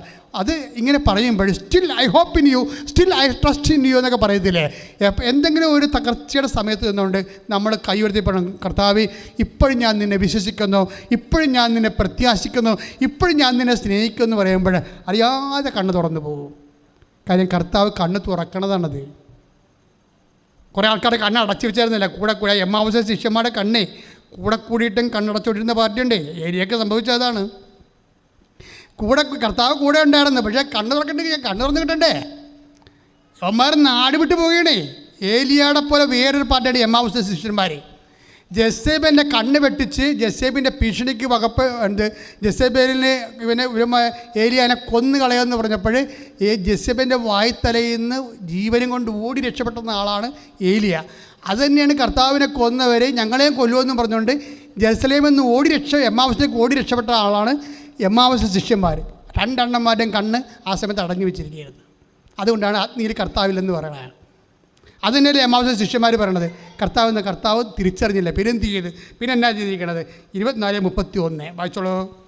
അവരോടൊപ്പം ഭക്ഷണത്തിലിരുന്നപ്പോൾ അവൻ അപ്പമെടുത്ത് ആശീർവദിച്ച് മുറിച്ച് അവർക്ക് കൊടുത്തു. അപ്പോൾ കർത്താവ് ആശീർവദിച്ചു, മുറിച്ചു. അപ്പം സംഭവിച്ചു, അപ്പോൾ അവരുടെ കണ്ണ് തുറക്കപ്പെട്ടു. അവർ അവനെ തിരിച്ചറിഞ്ഞു. അതായത് ഇതൊരു കണ്ണ് തുറക്കുന്ന ഒരു പരിപാടിയാണ്. കർത്താവ് കൂടെ ഇല്ലാഞ്ഞിട്ടല്ല, ആന്തരിക നേത്രങ്ങൾ അടഞ്ഞു കിടന്നിട്ടാണ് ദൈവത്തിൻ്റെ സാന്നിധ്യത്തെ പ്രസൻസ് ഓഫ് ഗോഡ് ഫീൽ ചെയ്യാത്തത്. എനിക്ക് അജയുടെ സാക്ഷ്യം ഞാൻ ശരിക്കും വിലമതിക്കുന്നതിൻ്റെ കാരണം അവരിത് പറഞ്ഞതുകൊണ്ടാണ്. അതായത് എനിക്കിങ്ങനെ പരാജയപ്പെട്ട് പോയിട്ടും എനിക്ക് ഫീൽ ചെയ്തില്ല എന്ന് പറഞ്ഞില്ലേ. എന്നിട്ട് എൻ്റെ ഹൃദയം മാതാവിൻ്റെ ഹൃദയം പോലെ ആയിപ്പോയി എന്ന് പറഞ്ഞു. ഉടമ്പടി ഇടിക്കുന്നവരുടെ ഹൃദയം എല്ലാം മാതാവിൻ്റെ ഹൃദയം പോലെ ആകുമെന്നാണ് മനുഷ്യൻ അവസാനം പറഞ്ഞത്. എന്നിട്ട് അവസാനം എന്താ പറഞ്ഞു വെച്ച് കഴിഞ്ഞാൽ, ഉടമ്പടി നമ്മളെ അരയോളം വെള്ളത്തിൽ അതുപോലെ തലക്ക് മുകളിലൂടെ മുങ്ങിക്കളഞ്ഞിട്ട് നിത്യത വരെ നമ്മൾ എത്തിക്കുന്ന പ്രാർത്ഥന ഉടമ്പടി എന്നൊക്കെയാണ് പറഞ്ഞത്. ഭയങ്കര സാക്ഷ്യമായിപ്പോയത്. അത് വായിക്കുന്നതോറും നമുക്ക് ശരിക്കും അഭിഷേകം നിറയും. കാര്യം ചെറുപ്പക്കാരനല്ല എന്ന് പറയണത്, അത് വലിയ കരിസ്മാറ്റിക് പൊള്ളിയൊന്നും അല്ലത്. ഏതെങ്കിലും സ്ഥലത്ത് പോയിട്ട് ഏതെങ്കിലും ഒരു ഗ്രൂപ്പിൽ പ്രവർത്തിച്ച ജീസസ് യൂത്ത് പോലെ പ്രവർത്തിച്ചിട്ട് അങ്ങനെ വന്ന ആളല്ല. ഒരു പഠനമില്ലാതെ ഒരു ഉടമ്പടിയുടെ സ്പിരിച്വാലിറ്റി മാത്രം വിശ്വസിച്ച് ആ മനുഷ്യൻ ആധ്യാത്മിക സഞ്ചാരം നടത്തിയതാണ്. കാര്യം ആ മനുഷ്യൻ പറയുന്നുണ്ട്, അജയ് പറയുന്നുണ്ട്, കർത്താവേ എനിക്ക് ജോലിയില്ല കേട്ടോ കർത്താവേ എന്ന് പറയും. എനിക്ക് ജോലിയില്ല കേട്ടോ കർത്താവേ, എനിക്ക് ജോലി വേണം എന്ന് പറയും. എന്നിട്ട് ജോലി വേണമെന്ന് ഇയാളെ മനുഷ്യൻ എന്താ ചെയ്യണമെന്ന് അറിയാമോ? അത് ഭയങ്കര രസമാണ്. ഇയാൾ ഇവിടുത്തെ ഒരു സാക്ഷ്യം വായിക്കും. അത് ഉടമ്പടിയാണ്. ഉടമ്പടി ഒരു സാക്ഷി എഴുതിയിട്ടുണ്ട്. എന്താ സാക്ഷി എഴുതിയിരിക്കുന്നത്? നിന്നെ ഒരു വിഷയത്തിൽ കർത്താവ് അനുഗ്രഹിക്കാൻ തുടങ്ങിയാൽ ആ വിഷയത്തിലൂടെ തന്നെ പിന്നെ അനുഗ്രഹിച്ചുകൊണ്ടേയിരിക്കും. അതൊരു സഹോദരി ഇവിടെ വന്ന് സാക്ഷ്യം പറഞ്ഞ ദൈവാനുഭവമാണ്. ഞാനത് ക്യാപ്ഷനായിട്ടിട്ടുണ്ട് തമ്പിൽ. നിന്നെ ഒരു വിഷയത്തെ കർത്താവ് അനുഗ്രഹിക്കാൻ തുടങ്ങിയാൽ ആ വിഷയത്തെ തന്നെ പിന്നെയും അനുഗ്രഹിച്ചുകൊണ്ടിരിക്കും. അപ്പോൾ അജയ് ആ സാക്ഷ്യം നേരത്തെ പറഞ്ഞിട്ടുണ്ടോ? എന്താ കാര്യം? കിണറ്റിലെ വെള്ളം പറ്റിപ്പോയി. അപ്പോൾ 7 പ്രാവശ്യം ഈ മനുഷ്യൻ ജെറിക്കോ പ്രാർത്ഥന നടത്തി. 7ാമത്തെ പ്രാവശ്യം മേഘവിസ്ഫോടനം ഉണ്ടായെന്നാണ്. മേഘവിസ്ഫോടനം. അപ്പോൾ അദ്ദേഹം അതായത് പിന്നെ നിർത്താത്ത മഴ, ഒരിക്കലും കിണറ്റിൽ വെള്ളം പറ്റി പോയിട്ടില്ല. അപ്പോൾ അദ്ദേഹം പറഞ്ഞു, ദൈവം എന്നെ ആ വഴിക്കാണല്ല അനുഗ്രഹിച്ചത്. കൃപാസനത്തിൻ്റെ ഒക്ടോബർ മാസത്തെ ശുശ്രൂഷയുടെ കൂടെയാണ് പുള്ളി അദ്ദേഹം ലോകത്തിലുള്ള എല്ലാ ആഗോള ജെറിക്കോ പ്രാർത്ഥന ഉണ്ടായിരുന്നു. ആ സമയം സംഭവിച്ചതാണ്. നമ്മളിവിടെ ജെറിക്കോ പ്രാർത്ഥന നടത്തും, അജയ് വീട്ടിൽ ജെറിക്കോ പ്രാർത്ഥന നടത്തും. അങ്ങനെ 400 ജെറിക്കോ പ്രാർത്ഥനയുടെ വീഡിയോ ആണ് നമുക്ക് അയച്ചു തന്നിരിക്കുന്നത് ആൾക്കാരെ. അതിലൊന്ന് അജയുടെ ആണ്. എന്ത് പ്രശ്നം വെച്ച് കഴിഞ്ഞാൽ, അതുകൊണ്ട് വീണ്ടും അജയ് എന്ത് ചെയ്ത്, കർത്താവ് ഞാൻ ഏത് രാജ്യത്താണ് പോകേണ്ടത് എന്ന് പറഞ്ഞാൽ അദ്ദേഹം ഒരു സ്റ്റൂൾ എടുത്തിട്ട് നമ്മളിവിടെ ചെയ്ത പോലെ തന്നെ ഒരു സ്റ്റൂളിൽ വേൾഡ് മാപ്പ് എടുത്ത് വെക്കും. വേൾഡ് മാപ്പ് ഭൂഗോളത്തിൻ്റെ പടം എടുത്ത് വെക്കും. എന്നിട്ട് കൃപാസനം മാതാവിനെ ഇതിൻ്റെ ചുറ്റും കൊണ്ട് നടക്കും. ജർമ്മനിയെ സമർപ്പിച്ചുകൊണ്ട് കൃപാസനം മാതാവിനെ ഇതിൻ്റെ ചുറ്റും കൊണ്ട് നടന്ന് ജപമാല ചെല്ലും. ജപമാല ചൊല്ലി കഴിയുമ്പോൾ പെട്ടെന്ന് മാതാവ്, അതായത് ഓഫർ ലെറ്റർ 5.5 മാസം കൊണ്ട് കിട്ടുന്ന ഓഫർ ലെറ്റർ 13 ദിവസം കൊണ്ട് മാതാവ് കൊടുക്കും. 13 ദിവസം കൊണ്ട്. അതായത് ഇങ്ങനെ അത് അദ്ദേഹം കണ്ടുപിടിച്ച ഒരു മാർഗ്ഗങ്ങളാണിത്. എന്ന് വെച്ചാൽ ഹൃദയശുദ്ധിയുള്ളവരെ ദൈവത്തെ ദർശിക്കുമെന്ന് പറയുന്നില്ലേ, അത് അഭിഷേകത്തിൻ്റെ ഒരു വഴി. ഇപ്പം നീ നടക്കേണ്ട വഴി നിൻ്റെ മുഖത്ത് നോക്കി ഞാൻ ഉപദേശിക്കുന്നു പറയുമ്പോൾ എല്ലാ വഴികളും നമ്മൾ നടക്കേണ്ട വഴികൾ, നമ്മൾ എന്ത് ചെയ്യണം, എവിടെ പോകണം, എവിടെ താമസിക്കണം, എന്ത് ഭക്ഷിക്കണം, എല്ലാം കർത്താവിന് കൃത്യമായിട്ട് അറിയാമല്ലോ. അപ്പോൾ നിസ്സാര കാര്യങ്ങൾ പോലും കർത്താവിൽ വിശ്വാസത്തോടെ സ്നേഹത്തോടെ അർപ്പിച്ച് അതുപോലെ തന്നെ ചെയ്യുന്ന ആൾക്കാർക്ക് അതുപോലെ അനുഭവങ്ങൾ കിട്ടും. അതിൻ്റെ ഭാഗമായിട്ടാണ് അജയ്ക്ക് അഭിഷേകം കിട്ടിയിരിക്കുന്നത്. അതായത് അഭിഷേകം കിട്ടിക്കഴിയുമ്പോൾ ഒരു പരാജയം ഉണ്ടായപ്പോലും നമുക്ക് ആ പരാജയത്തിൻ്റെ പൊള്ളൽ നമ്മൾ അനുഭവിക്കാതെ പകരം ദൈവത്തിൻ്റെ സാന്നിധ്യം അനുഭവിക്കാനുള്ള സാധ്യത ഉടമ്പടിയിൽ കൂടുതലാണ്. ആ ഉടമ്പടിയുടെ റേഞ്ചിൽ ഒരു കാര്യമാണത്. ചിലർ വിചാരിക്കും ആലപ്പുഴ വന്ന് അപേക്ഷക്കത്ത് എഴുതിയിടുമ്പോൾ തന്നെ ഏതാണ്ട് റെഡിമെയ്ഡ് പോലെ കുറേ അനുഭവങ്ങൾ കിട്ടുമല്ലോ എന്ന് പറയും. പക്ഷേ അതെല്ലാം സാധാരണ ABC ക്രിസ്ത്യാനി പറയുന്ന കാര്യങ്ങളാണ്. ഉടമ്പടി അതിന് മുമ്പ് എത്രയോ മേലാണ് അതിൻ്റെ വലുത്. നിത്യത വരെ ഉറപ്പുവരുത്തുന്ന അത്രയും കൃത്യമായ ദൈവശാസ്ത്ര ഭദ്രതയുള്ള ദൈവത്തിൻ്റെ ഈ കാലത്തെ ദാനമാണ് മരിയൻ ഉടമ്പടി എന്ന് പറയുന്നത്. ഉടമ്പടി എടുത്തവർ അതിൽ ജീവിക്കുകയും അതിനെ ശരണമായി അതിൽ വളരുകയും ചെയ്യാൻ ദൈവം നിങ്ങളെ അനുഗ്രഹിക്കട്ടെ. പിതാവിൻ്റെയും പുത്രൻ്റെയും പരിശുദ്ധാത്മാവിൻ്റെയും നാമത്തിൽ ആമേൻ. സ്തുതിക്കട്ടെ, സ്തുതിക്കട്ടെ. ഹല്ലേലൂയ, ഹല്ലേലൂയ, ഹല്ലേലൂയ. മഹത്വം, മഹത്വം, ആരാധന, ആരാധന. ഹല്ലേലൂയ, ഹല്ലേലൂയ, യേശുവേ നന്ദി, യേശുവേ ആരാധന. ഹല്ലേലൂയ, ഹല്ലേലൂയ, ഹല്ലേലൂയ. യേശുവേ നന്ദി, യേശുവേ ആരാധന. Hallelujah, hallelujah. വലിയ വചന വെളിപാടുകൾക്ക് നന്ദി പറയുന്നു. Hallelujah, hallelujah. യേശുവേ നന്ദി, യേശുവേ ആരാധന. ഹല്ലേലൂയ, ഹല്ലേലൂയ. മഹത്വം, മഹത്വം, ആരാധന, ആരാധന. ഹല്ലേലൂയ. ഇവിടെ രോഗസൗഖ്യ പ്രാർത്ഥന സമയമാണ്. രോഗാതുരായിട്ടുള്ള എല്ലാ വ്യക്തികളും കൃപാസന ഉടമ്പടി ആരാധനയിലെ കോണ്ടിനെൻ്റൽ ബേസായിട്ട് എല്ലാ കാലത്തെയും ഈ ആരാധന ഏത് സമയത്ത് ഏത് രാജ്യത്ത് വെച്ച് കൂടിയാലും കർത്താവ് അവരെ സഹായിക്കുന്നുണ്ട്, കർത്താവ് അവരെ സുഖപ്പെടുത്തുന്നുണ്ട്. ഇതൊരു നിത്യവും കൃപാസന അൾത്താറെ വന്ന് പറയുന്ന ആൾക്കാരുടെ അനുഭവ സാക്ഷ്യമാണ്. അതുകൊണ്ട് ദയവായി ആ മാതാവ് ജീവനോടെ പ്രത്യക്ഷപ്പെട്ട സ്ഥലത്ത് ഈശോ ജീവൻ എഴുന്നള്ളിയിരിക്കുമ്പോൾ നിങ്ങൾ ഈ നിമിഷം സ്വർഗത്തിൻ്റെ ഏറ്റവും വലിയ സൗഖ്യദായകനായ ഡോക്ടറെ നിങ്ങളുടെ വീട്ടിലേക്ക് വന്നിട്ട് നിങ്ങളുടെ ശരീരത്തെ സമർപ്പിച്ചത് സ്പർശിച്ച് സൗഖ്യപ്പെടുത്തുന്ന സമയമാണെന്നുള്ള ഒരു ബോധം നമുക്കുണ്ടാകണം. ശ്വാസകോശ രോഗികളെ നെഞ്ചത്ത് കൈവച്ച് പ്രാർത്ഥിക്കേണ്ടതാണ് ഈ സമയത്ത്. കരളിലും ശ്വാസകോശങ്ങളിലുമൊക്കെ കരളി എൻലാർജ് ചെയ്യുന്നവർ, സഹോദര രോഗികൾ, ശ്വാസമുട്ടിൻ്റെ അസുഖമുള്ളവർ, ഹൃദയത്തിൽ വേണ്ടത്ര ഓക്സിജൻ കിട്ടാത്തവർ, അതിൻ്റെ പേരിൽ ഉറക്കം നഷ്ടപ്പെടുന്നവർ ഒക്കെ നെഞ്ചത്ത് കൈവച്ച് പ്രാർത്ഥിക്കുമ്പോൾ ഇപ്പോഴും പരിശുദ്ധമ നിങ്ങൾക്ക് വേണ്ടി മധ്യസ്ഥം വഹിക്കണമെന്ന്. തൈറോയ്ഡ് രോഗികൾ തൊണ്ടയിൽ കൈവച്ച് പ്രാർത്ഥിക്കേണ്ടതാണ്. ടോൺസൈറ്റ് രോഗികളും സ്പോണ്ടിലോസിസ് രോഗികളും കഴുത്തിൽ കൈവച്ച് പ്രാർത്ഥിക്കേണ്ടതാണ്. ശിരസിൻ്റെ അസുഖമുള്ളവരെ, തലവേദന വിട്ടുമാറാത്തവർ നെറ്റിയിൽ കൈവച്ചുകൊണ്ട് പ്രാർത്ഥിക്കേണ്ടതാണ്.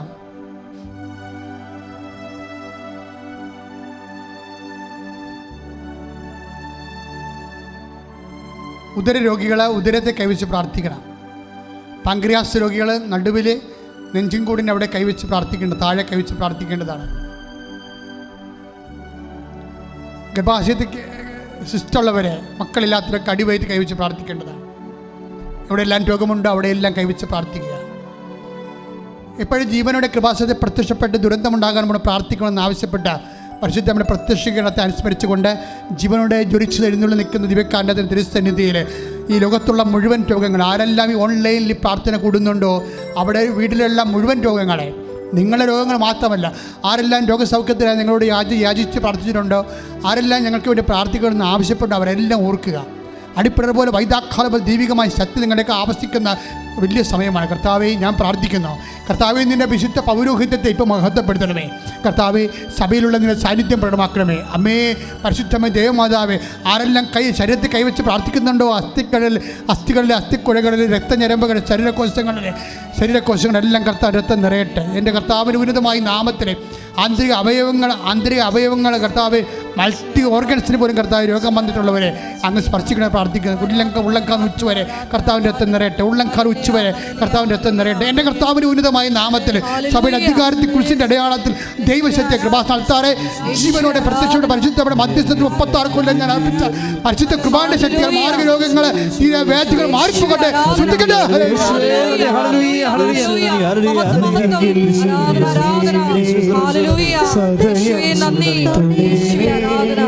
സുഖമായിടും എൻ്റെ ഉള്ളം വരേണേ സദയം തൊടേണേ സുഖമായിടും എൻ്റെ ഉള്ളം. പ്രിയമുള്ളവരെ, ജോലിയില്ലാത്തവരെ പ്രാർത്ഥിക്കാൻ പോകുന്ന വിഷയങ്ങളാണ്. നിങ്ങൾ ഉടമ്പടി വെച്ചിരിക്കുന്ന ഓരോ വിഷയങ്ങൾ ഇപ്പോൾ ഓർക്കേണ്ടതാണ്. ജോലി നഷ്ടപ്പെടാൻ പോകുന്നവരെ, നഷ്ടപ്പെട്ടവരെ, ജോലി അന്വേഷിക്കുന്നവരെ, ഓരോ പരീക്ഷകൾ എഴുതാൻ പോകുന്നവർ, എഴുതി കഴിഞ്ഞവർ, റിസൾട്ട് പ്രതീക്ഷിക്കുന്നവരെ എല്ലാവരെയും അച്ഛൻ ഓർത്ത് പ്രാർത്ഥിക്കുന്നു. പ്രൈവറ്റ് പാർട്ടിലൊക്കെ രോഗങ്ങളുള്ളവരെ, മാരക രോഗങ്ങളുള്ളവരെ കർത്താവ് സുഖപ്പെടുന്ന സന്ദേശമുണ്ട്.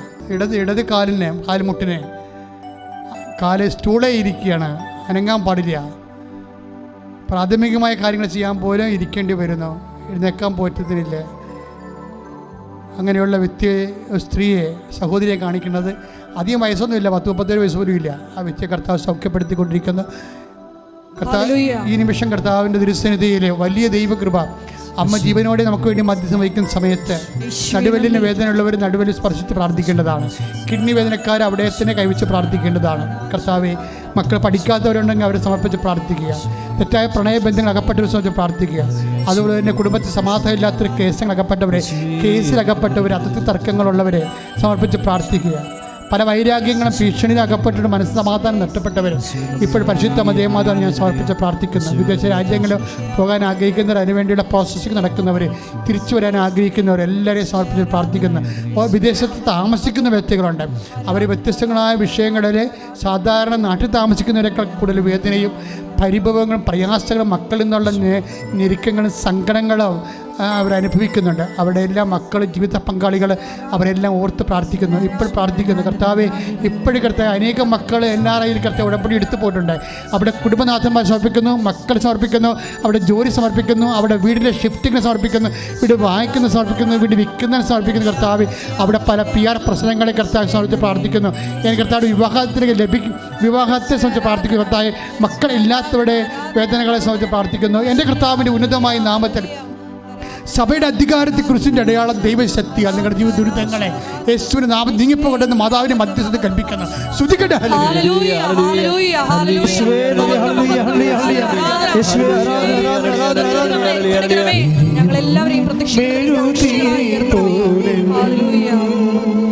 ഹൃദയം ഉരുകും നേരം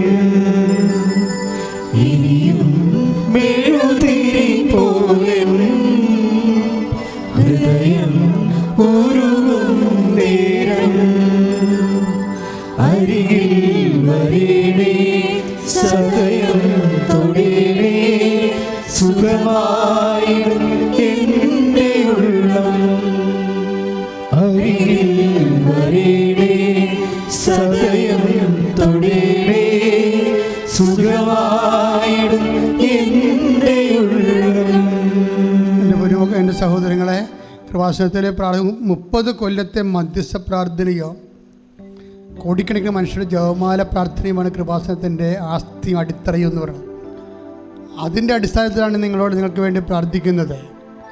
പിന്നെ കൃപാസന ആൾക്കാരെ ജീവനോടെ പ്രത്യക്ഷപ്പെട്ട് ദുരന്തമുണ്ടാകാൻ പോകുന്ന പ്രാർത്ഥിക്കണമെന്ന് ആരാധനമറ്റേ പറഞ്ഞ ദൈവ ആവശ്യത്തിൻ്റെ അടിസ്ഥാനത്തിലാണ് നിങ്ങൾ ഈ ആൾത്താറയിൽ നിങ്ങൾക്ക് വേണ്ടി പ്രാർത്ഥിക്കുന്നത്. അതുകൊണ്ടാണ് ഇത്രയും സാക്ഷ്യങ്ങളും ലോകോത്തരമായ പുതിയ പ്രാർത്ഥനകളെല്ലാം ദൈവം വെളിപ്പെടുത്തിയത് അതിൻ്റെ അടിസ്ഥാനത്തിലാണ്. അതുകൊണ്ട് തന്നെ നിങ്ങളുടെ ആരാധന മുട്ടേ നിന്ന് കൈകൾ കൂപ്പിക്കൊണ്ടാണ് കൂരേണ്ടത്. എന്തുമാത്രം വിശ്വസിക്കുന്നു, എന്തുമാത്രം സമർപ്പിക്കുന്നു, എന്തുമാത്രം ആശ്രയിക്കുന്നുവോ അതിനാനുപാതികമായിട്ടായിരിക്കും നിങ്ങൾക്ക് അനുഭവങ്ങൾ ഉണ്ടാകണം. കർത്താവെ, എന്നെ കൂടി സാക്ഷിയാക്കണമെന്ന് പ്രാർത്ഥിക്കണം. എൻ്റെ കുടുംബത്തെ കൂടി കർത്താവ് നീ സാക്ഷിയാക്കണമെന്ന് പ്രാർത്ഥിക്കണം. കർത്താവ്, പലതരത്തിലുള്ള അതായത് കമ്പോളങ്ങൾ നടത്തുന്നവരെ, വ്യാപാര വ്യവസായങ്ങൾ നടത്തുന്നവരെ, കമ്പനി പൊളിഞ്ഞു പോകുന്നവരെ, പൂട്ടിപ്പോകാൻ പോകുന്നവരെ, അങ്ങനെ വ്യത്യസ്തങ്ങളായ സങ്കടങ്ങൾ അനുഭവിക്കുന്നവരെല്ലാം ഇപ്പോഴും ആരാധനയും ഞങ്ങൾ സമർപ്പിച്ചു കൊണ്ടിരിക്കുകയാണ്. മാതാവാഭിഷേകം ഏറ്റെടുത്ത് ഈശോ കൊടുക്കുന്ന വലിയ സ്വർഗീയ നിമിഷങ്ങളാണ്. എല്ലാ വിഷയങ്ങളും നിൻ്റെ ആഗ്രഹങ്ങൾ, നിൻ്റെക്ക് ഒരു എറ്റും പിടിയും കിട്ടാത്ത എന്ത് ചെയ്യണമെന്ന് അറിയാൻ പാടാത്ത കുഴങ്ങുന്ന അവസ്ഥയാണെങ്കിൽ ആ കുഴങ്ങുന്ന മാനസിക അവസ്ഥ, എന്ത് ചെയ്യണമെന്ന് അറിയാൻ പാടാത്ത അവസ്ഥ, എവിടെ തുടങ്ങണം എങ്ങോട്ട് പോകണം എന്ന് തിരിയാൻ പറ്റാത്തൊരവസ്ഥ ഉണ്ടെങ്കിൽ കർത്താവ് എനിക്കൊരു പിടിയും കിട്ടില്ല, ഞാൻ എന്താണ് ചെയ്യേണ്ടതെന്ന് ചോദിച്ചുകൊണ്ട് അവസ്ഥ വിശുദ്ധീകരിച്ചുകൊണ്ട് ആരാധനയിൽ പങ്കെടുക്കണം. ശ്രദ്ധിക്കട്ടെ ശ്രദ്ധിക്കട്ടെ ശ്രദ്ധിക്കട്ടെ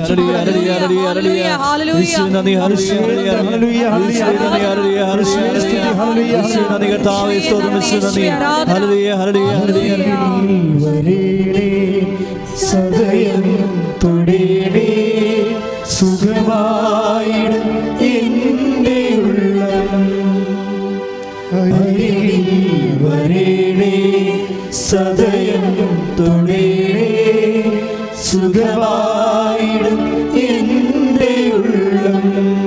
പരിശുദ്ധ പരമദിവ്യകാരുണ്യത്തിന് ആരാധനയും സ്തുതിയും പുകഴ്ചയും ഉണ്ടായിരിക്കട്ടെ. ഒരു നിമിഷം മൗനമായി പ്രാർത്ഥിക്കേണ്ട സമയമാണ്. ഒരു മരുന്നും പിടിക്കാത്ത ബോഡി ഉണ്ടെങ്കിൽ സമർപ്പിച്ച് പ്രാർത്ഥിക്കട്ടെ. മാതാവ് ആ ബോഡിയെ ഇപ്പോൾ സ്പർശിക്കും. കൃപാസനത്താരെ ജീവനോട് എഴുന്നള്ളി വസിച്ചുകൊണ്ട് ആയിരക്കണക്കിന് മനുഷ്യന്മാർക്ക് ജീവനും ജീവിതവും കൊടുത്തിട്ടുള്ള പരിശുദ്ധ അമ്മയുടെ മാധ്യശക്തി ഇന്ന് നിൻ്റെ കുടുംബത്തെ ഈ ആരാധനയുടെ യെശയ്യാൻ്റെ കൂടെ സന്ദർശിക്കുന്ന കാനായിരെ കല്യാണ വീട്ടിൽ കർത്താവ് അമ്മയും ഒരുമിച്ചുണ്ടായിരുന്ന ആ മഹാത്ഭുതത്തിൻ്റെ വലിയ അനുഭവങ്ങളിലേക്ക് നടക്കാൻ വേണ്ടി നിൻ്റെ കുടുംബത്തെ സമർപ്പിക്കുക, കുഞ്ഞുങ്ങളെ സമർപ്പിക്കുക, ജീവിത പങ്കാളിയെ സമർപ്പിക്കുക. തകരാൻ പോകുന്ന കുടുംബങ്ങൾ, തകർന്നുകൊണ്ടിരിക്കുന്ന കുടുംബങ്ങൾ, തകർന്ന് കഴിഞ്ഞ കുടുംബങ്ങൾ, ഇങ്ങനെയുള്ള കുടുംബ ബന്ധങ്ങളെല്ലാം സമർപ്പിച്ച് കർത്താവ് ശ്രദ്ധിക്കട്ടെ. കർത്താവ് ഞാൻ കർത്താവ് എല്ലാ കുടുംബങ്ങളെയും സമർപ്പിച്ച് പ്രാർത്ഥിക്കുന്ന കർത്താവ് ഇപ്പോൾ കണ്ണുനീരോട് കൂടി അങ്ങനെ ദൃശ്യനെ പ്രാർത്ഥിച്ചെടുക്കുന്ന കുടുംബങ്ങളുടെ മേൽ കർത്താവിൻ്റെ വലിയ ശക്തി കർത്താവ് ആൾക്കാരെ വന്ന് സാക്ഷ്യം പറയാൻ വേണ്ടി മാത്രം ഇന്നത്തെ ദിവസം അനുസ്മരണീയ അനുഭവം അഭിഷേകമാകാൻ യേശുവിന്റെ കൃപ ചൊരിയട്ടെ. ശ്രദ്ധിക്കട്ടെ.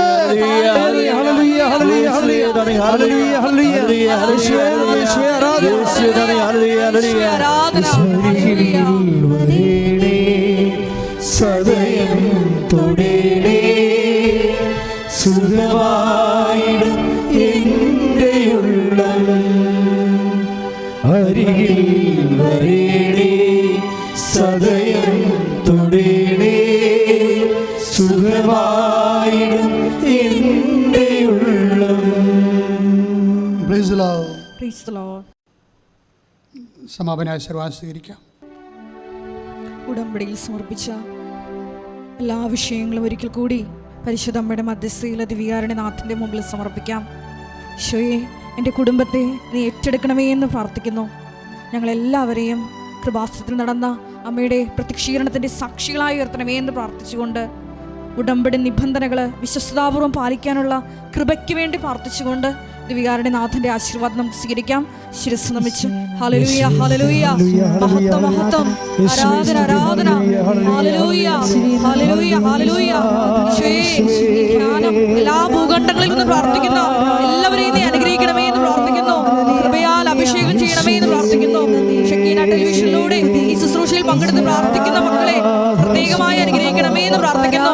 എല്ലാവരെയും യേശുവേ നിന്റെ സാക്ഷികളായി ഉയർത്തണമേ എന്ന് പ്രാർത്ഥിക്കുന്നു. അമ്മയുടെ പ്രത്യക്ഷീകരണത്തിന്റെ സാക്ഷികളായി ഉയർത്തണമേ. ഹല്ലേലൂയ മഹത്വം മഹത്വം ആരാധന ഹല്ലേലൂയ ഹല്ലേലൂയ ഹല്ലേലൂയ ഹല്ലേലൂയ യേശുവേ മഹത്വം മഹത്വം മഹത്വം യേശുവേ ആരാധന ഹല്ലേലൂയ യേശുവേ മഹത്വം ആരാധന ആരാധന ഹല്ലേലൂയ ഹല്ലേലൂയ ഹല്ലേലൂയ. പരിശുദ്ധ പരമമാ ദിവ്യകാരുണ്യമേ എന്നുമെന്നും അങ്ങേക്കാരാധന. പരിശുദ്ധ പരമമാ ദിവ്യകാരുണ്യമേ എന്നുമെന്നും അങ്ങേക്കാരാധന. പരിശുദ്ധ പരമമാ ദിവ്യകാരുണ്യമേ എന്നുമെന്നും അങ്ങേക്കാരാധന.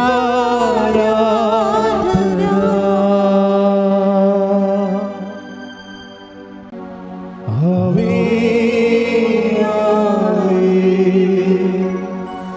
ആവേ മരിയ ആവേ ആവേ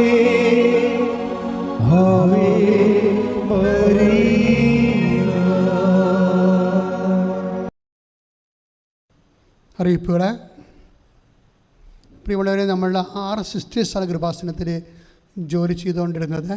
അതിൽ ടൈം കഴിഞ്ഞപ്പോൾ പകുതിയോളം സിസ്റ്റർമാർ അവരുടെ പഴയ കോൺവെൻറ്റിലേക്ക് അവർ തിരിച്ചു പോവുകയാണ്. അവരെല്ലാം നന്ദിയോടെ അനുസ്മരിക്കുകയും പ്രാർത്ഥിക്കുകയും ചെയ്യുന്നു. അതുപോലെ തന്നെ പുതിയ സിസ്റ്റേഴ്സ്, ഈ ധ്യാനം കൂടുന്നവരെല്ലാവരും ശ്രദ്ധിക്കുക. നിങ്ങളുടെ ബന്ധുക്കൾ, സ്വന്തപ്പെട്ടവരൊക്കെ വീടുകളിലെ സിസ്റ്റർമാർ ലീവിനൊക്കെ വരുമ്പോൾ 1 മാസം അവരെ പറഞ്ഞ് കൃപാസനത്തിലോട് വിടണം.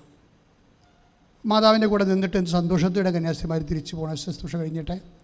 അങ്ങനെ 1 കൊല്ലമൊക്കെ ലീവ് എടുത്ത് പോകുന്നവരും 6 മാസം ലീവ് എടുക്കുന്നവരും 3 മാസമൊക്കെ ലീവ് എടുക്കുന്ന സിസ്റ്റേഴ്സുണ്ട്. സഭയുടെ അനുവാദത്തോടു കൂടി അങ്ങനെ വന്നാൽ തീർച്ചയായിട്ടും കൃപാസനത്തിൽ അവർക്ക് താമസം ധ്യാനിക്കാനും ശുശ്രൂഷ സഹായിക്കാനും അവന് കോൺവെൻറ്റിൽ തന്നെ അവർക്ക് താമസ സൗകര്യങ്ങൾ ക്രമീകരിച്ചിട്ടുണ്ട്. ബഹുമാനപ്പെട്ട സിസ്റ്റേഴ്സിന് ഹൃദയംഗവുമായ സ്വാഗതം ശുശ്രൂഷയിലേക്ക്. രണ്ടാമത്തെ അറിയിപ്പ്, മിഷണറീസ് ഓഫ് മരീൻ പാരിഷൻ മാതാവിൻ്റെ പ്രത്യക്ഷീകരണത്തിൻ്റെ സന്ദേശങ്ങൾ ഉൾക്കൊള്ളുവാനും ലോകത്തിന് മാധ്യമങ്ങളുടെ ആ സന്ദേശം കൈമാറാനും ലോകത്ത് സംഭവിച്ചിട്ടുള്ള മുഴുവൻ പ്രത്യക്ഷീകരണങ്ങളൊക്കെ കോർഡിനേറ്റ് ചെയ്തുകൊണ്ട് അതിൻ്റെ ദൈവികമായ മിഷൻ സഭയുടെയും സമൂഹത്തിൻ്റെയും ഒക്കെ ദൃഷ്ടിയിൽ എപ്പോഴും പച്ചക്കടാതെ നിലനിർത്തിക്കൊണ്ട് ദൈവത്തിൻ്റെ തിരുമനസ് പ്രാർത്ഥനയിലൂടെയും പ്രവർത്തനങ്ങളിലൂടെയും സുവിശേഷത്തിൻ്റെ സാക്ഷീകരണം സാധിക്കാൻ വേണ്ടി മിഷണറീസ് ഓഫ് മരീൻ പാരിഷൻ എന്ന് പറഞ്ഞ ഒരു സമർപ്പിത സമൂഹം കൃപാസനത്തിൽ രൂപപ്പെട്ട് വരികയാണ്. അഭിനന്ദ പിതാവിൻ്റെ അനുഭവത്തോടു കൂടി. അപ്പോൾ നിങ്ങൾക്ക് അത് ലൈഫ് ടൈം വേണമെന്നില്ല. ലൈഫ് ടൈം കമ്മിറ്റ്മെൻ്റ് ഉള്ളവർക്ക് അങ്ങനെ ചെയ്യാം. അല്ലാത്തവർക്ക് 1 കൊല്ലം വന്ന് മാതാവിൻ്റെ ശുശ്രൂഷയിൽ അംഗമായി പങ്കെടുത്ത് അവർക്ക് ശുശ്രൂഷകൾ കൃപാസനത്തിൽ നിന്നുകൊണ്ട് ശുശ്രൂഷ നിർവഹിക്കാം. 6 മാസം ഉള്ളവർക്കാണെങ്കിൽ 6 മാസം വന്ന് കൃപാസനത്തിൽ താമസിച്ചുകൊണ്ട് ശുശ്രൂഷ നിർവഹിക്കാവുന്നതാണ്. അപ്പോൾ അതുകൊണ്ട് അവരതിനുള്ള ക്ലാസ്സും ധ്യാനങ്ങളൊക്കെ കൊടുത്തിട്ട് അവരതിന് വേണ്ടി ഒരുക്കി അവർ ചെയ്യുന്ന ശുശ്രൂഷയ്ക്ക് കൃപ അവർക്ക് ലഭിക്കുന്ന രീതിയിൽ ആധ്യാത്മികമായിട്ട് അവർക്ക് അവർ അഭിഷേക വിധി പ്രകാരം അവരെ ധ്യാനാത്മകമായിട്ട് പ്രാർത്ഥനാ നടപടികൾ കൂടെ അവരെ ഫോർമേറ്റ് ചെയ്യുന്നതായിരിക്കും. അവർക്ക് തീർച്ചയായിട്ടും കൃപാസനത്തിലേക്ക് വിളിച്ച് നേരത്തെ ഒരു നമ്പർ നൽകിയിരുന്ന 9995771124 ഈ നമ്പറിലാണ് അവർ വിളിക്കേണ്ടത്. മരിയം മിഷണറിയുടെ ഭാഗമായിട്ട് സമർപ്പിത ജീവിത ശുശ്രൂഷ കൃപാസനത്തിൽ 6 മാസമോ അതിൽ കൂടുതലോ ചെയ്യാൻ ആഗ്രഹിക്കുന്നവരെ ഈ നമ്പറിൽ വിളിക്കണം. 9995771124. അമ്മയ്ക്ക് ഒരു ഭവനം, എൻ്റെ സ്വന്തം പ്രാർത്ഥനാ മുറി എന്നും പറഞ്ഞൊരു തീർത്ഥാടന മരിയ സംഗീതം ഇവിടെ ആരംഭിച്ചിട്ടുണ്ട്. ഈ മാസം ആണ് നമ്മളതിൻ്റെ തിങ്കളാഴ്ചയാണ് എൻ്റെ കല്ലിടൽ. എൻ്റെ കെട്ടിട കല്ലിടൽ അഭിനന്ദ പിതാവ് നേരത്തെ കല്ലിട്ടിട്ടുണ്ട്. അപ്പോൾ അതിൻ്റെ നിർമ്മാണം തുടങ്ങുകയാണ്. അമ്മയ്ക്കൊരു ഭവനം, എൻ്റെ സ്വന്തം പ്രാർത്ഥനാ മുറി. ഈ സ്കീം അനുസരിച്ചുകൊണ്ട് പണിയപ്പെടുന്ന ഗാർഡനിൽ നല്ലൊരു മരിയൻ ഗാർഡനിലാണിത് പണിയപ്പെടുന്നത്. അവിടെ നിങ്ങൾക്ക് ആവശ്യപ്പെടുന്ന 4 ദിവസം 1 വർഷം ഫ്രീ ആയിട്ട് അവിടെ താമസിച്ച് ധ്യാനിക്കാൻ പറ്റും. കൃപാസനത്തിൽ വന്ന് ധ്യാനം പങ്കെടുത്ത്, കൃപാസനത്തിൻ്റെ അരികിൽ തന്നെയാണ്, അടുത്ത് വേറെ സ്ഥലത്താണെന്നേ ഉള്ളൂ. ജസ്റ്റ് നടന്ന ഒരാളുടെ ദൂരം മാത്രമേ ഉള്ളൂ. അപ്പോൾ നിങ്ങൾക്ക് വേണമെങ്കിൽ സ്വന്തമായിട്ട് നല്ലൊരു മുറി കരസ്ഥമാക്കാം. അങ്ങനെ 5 വർഷത്തെ കൊടുക്കും ആ മുറി. 1 വർഷം 4 ദിവസം കൊടുക്കും ഫ്രീ ആയിട്ട്. അങ്ങനെ 5 വർഷത്തേക്ക് ഫ്രീ ആയിട്ട് കൊടുക്കും. അപ്പോൾ അതിനൊരു ഇനീഷ്യൽ എമൗണ്ട് ഉണ്ട് തീർച്ചയായിട്ടും. അപ്പോൾ അത് കൊടുത്തിട്ട് നിങ്ങൾക്ക് 5 വർഷത്തേക്ക് 1 ദിവസം 4 ദിവസം വെച്ച് 5 വർഷത്തേക്ക് മുറി ബുക്ക് ചെയ്യാവുന്നതാണ്. സ്വന്തമായിട്ട് സൗജന്യമായിട്ട് കിട്ടുകയാണ് ആ ഇനീഷ്യൽ എമൗണ്ട് അടക്കുന്നവർക്ക്. അതിന് നമ്പറുണ്ട് 94 47 69 68 15. ഇതാണ് ആ നമ്പർ. അമ്മയ്ക്കൊരു മുറി, അമ്മയ്ക്കൊരു ഭവനം, എൻ്റെ സ്വന്തം പ്രാർത്ഥനാ മുറി. ഫ്രീ ആയിട്ട് അവിടെ താമസിച്ച് കൃപാസനത്തിൻ്റെ ശുശ്രൂഷ പങ്കെടുക്കാനുള്ളവർ ആഗ്രഹിക്കുന്നത്, ധ്യാന ശുശ്രൂഷ അതിൽ വന്ന് പങ്കെടുക്കാൻ ആഗ്രഹിക്കുന്നവർ 94 47 69 68 15 നമ്പറിൽ വിളിച്ചിട്ട് നിങ്ങൾക്ക് അതിൻ്റെ വിശദ വിവരങ്ങൾ ലഭിക്കുന്നതായിരിക്കും. ഒരു മുറി കൃപാസനത്തിൽ സ്വന്തമാക്കി വെക്കുന്നത് മാതാവിന് അങ്കലാപ്പില്ലാതെ സുരക്ഷിതമായിട്ട് ധ്യാനാത്മകമായി ഒരു മുറി നിങ്ങൾക്ക് ലഭിക്കുന്നു എന്നുള്ളതാണ് ഇതിൻ്റെ ഏറ്റവും വലിയ വിജയം. അത് തീർച്ചയായിട്ടും ഫാമിലി റൂമായിരിക്കും കൊടുക്കണം. ഒരു മുറിയിൽ ഫാമിലിയായിട്ട് വന്ന് താമസിക്കാൻ പറ്റും ആ വീട്ടിലുള്ളവർക്ക്.